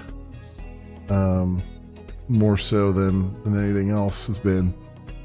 Yeah, no, I just there's really no reason. It's just been I've had so many other games that I've been playing that I haven't been back to Star Citizen, and I just need to get back to it. Hopefully by the end of the year. I wanted to get in during the IAE stuff. I think I missed the boat on that. And it's just been like just so much to play. That's my problem. I have too much to play. You know, I don't focus on anything in particular. What is that? Oh, that's my cursor. Like, what is under that? Anyway, you need to increase the crime laws and stuff for Stan, make it where to go dang and run a pyro. Yeah, I think so. I think so too. I mean, if Stanton's going to be the lawful good area, then they need to make it the lawful good area. But then again, they still have to test all that functionality and stuff too. So, you know, I guess they can switch all that over to Pyro now. Like real jail time at level 5 have 4 months in jail. I mean, real 4 months can't play. Yeah, I as it stands right now, having accidentally gotten crime levels, I think the way they have it implemented right now is fine, but it does need a little more tweaking, because there are times when you accidentally get a crime level without meaning to do so. And I like the gameplay there. It's just you know, I do think they need to. I do think that's something that needs to stay pretty, you know, 10 to 15 minutes most to get out of, because that will kill a lot of desire to play.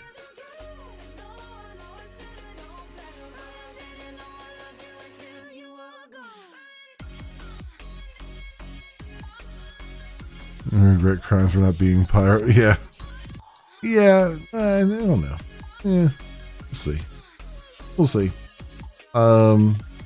It's still a game at the end of the day.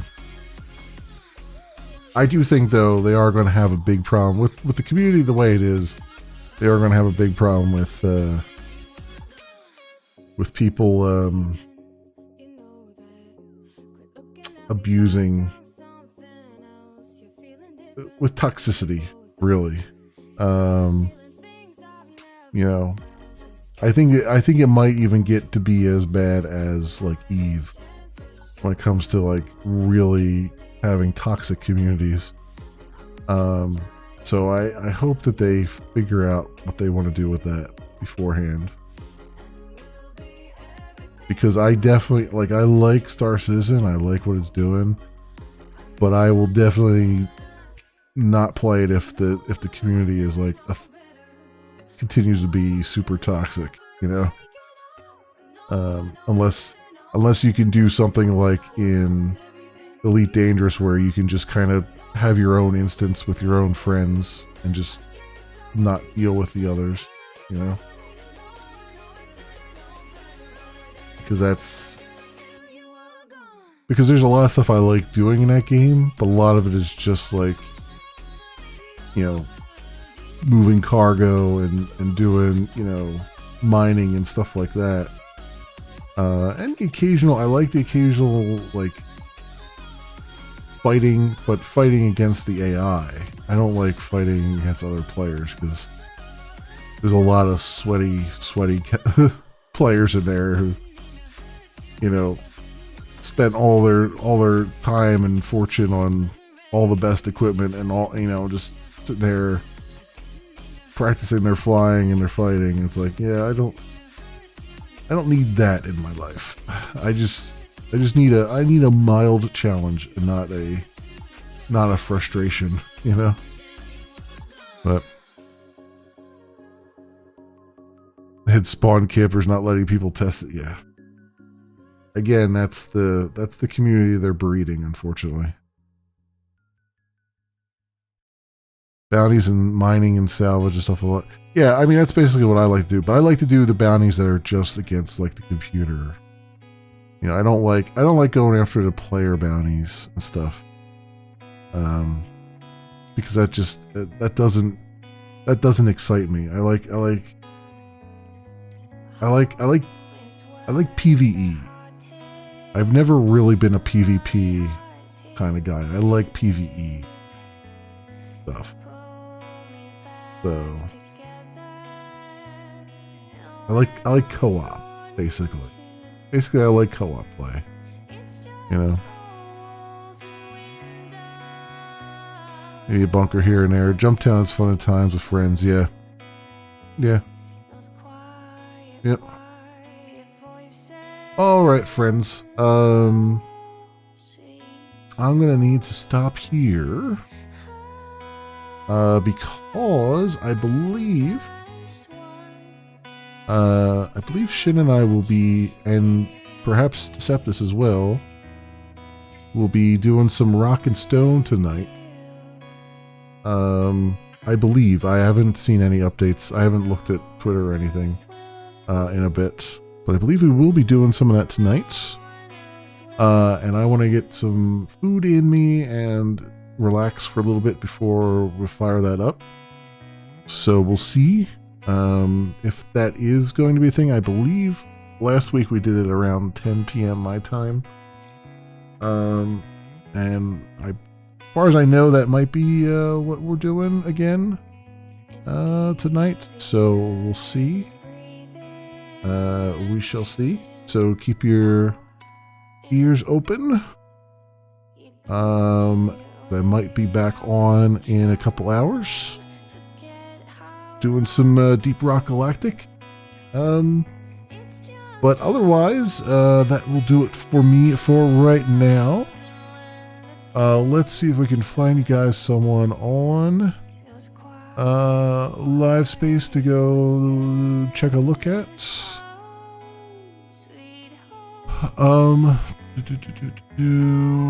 Let's see.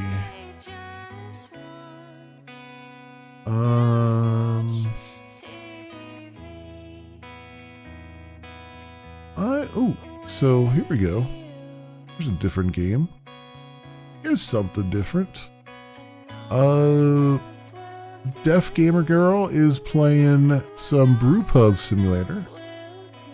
So I will send you over to her. Well, I'll at least give you the link to her in live space chat. And then what do we got going on over on the old Green Machine? I don't have enough people to do anything over there, so I'll just let you guys disperse on your own over there. But anyway, that will do it for me for right now. Thank you so much, everyone, for watching. Hope everyone... Oh, there's my camera going again as right on cue. Right on cue there. Let's get that working again. So that is it for me, my friends. Thank you so much, everyone, for watching. I hope everyone has an excellent morning, afternoon, or evening, depending on what it is for you, and I hope to see you back here again in the future for some more stuff that happens to suit your fancy. Until then, see you, bye. Any girl could ever wanna be. Always nice, always kind, in the back of your own mind. Is it wrong, is it right to think I could reach so high? You're the moon in the sky, maybe I'll run, run, run, run, run, run, run. Baby, I'll run, run, run, run, run after you. Baby, I'll run, run, run, run, run, run, run. Baby, I'll run, run, run, run, run after you. When I see you, I forget the world is happening. I just stop and stare. Yeah. Your smile so bright makes the sun want to run and hide. I can't believe my find. The impossible is possible in my dreams, and in my dreams you're mine. I look up at the stars at night, think of you, and wonder where do I? Is it wrong, is it right to think I could reach so high? You're the moon in the sky, baby I'll run, run, run, run, run, run, run. Baby I'll run, run, run, run, run after you. Baby I'll run, run, run, run, run, run, run. Baby I'll run, run, run, run, run after you. Through time, through space, my love for you will never fade. Baby, I will hold true. Two worlds apart, how can I get to know you, babe? Why is this space so far? One soul, two hearts, though yours seems many miles apart. But baby, you've got mine. Baby, I'll run, run, run, run, run, run, run. Baby, I'll run, run, run, run, run after you. Baby, I'll run, run, run, run, run, run, run. Baby, I'll run, run, run, run, run after you.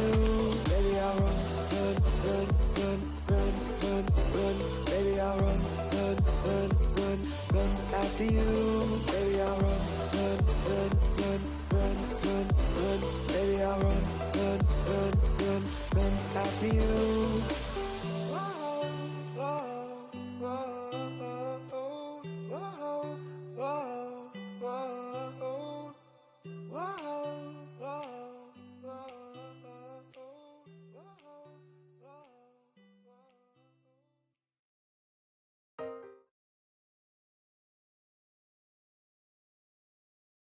Who are you and how did you get in here? I'm a locksmith. And I'm a locksmith.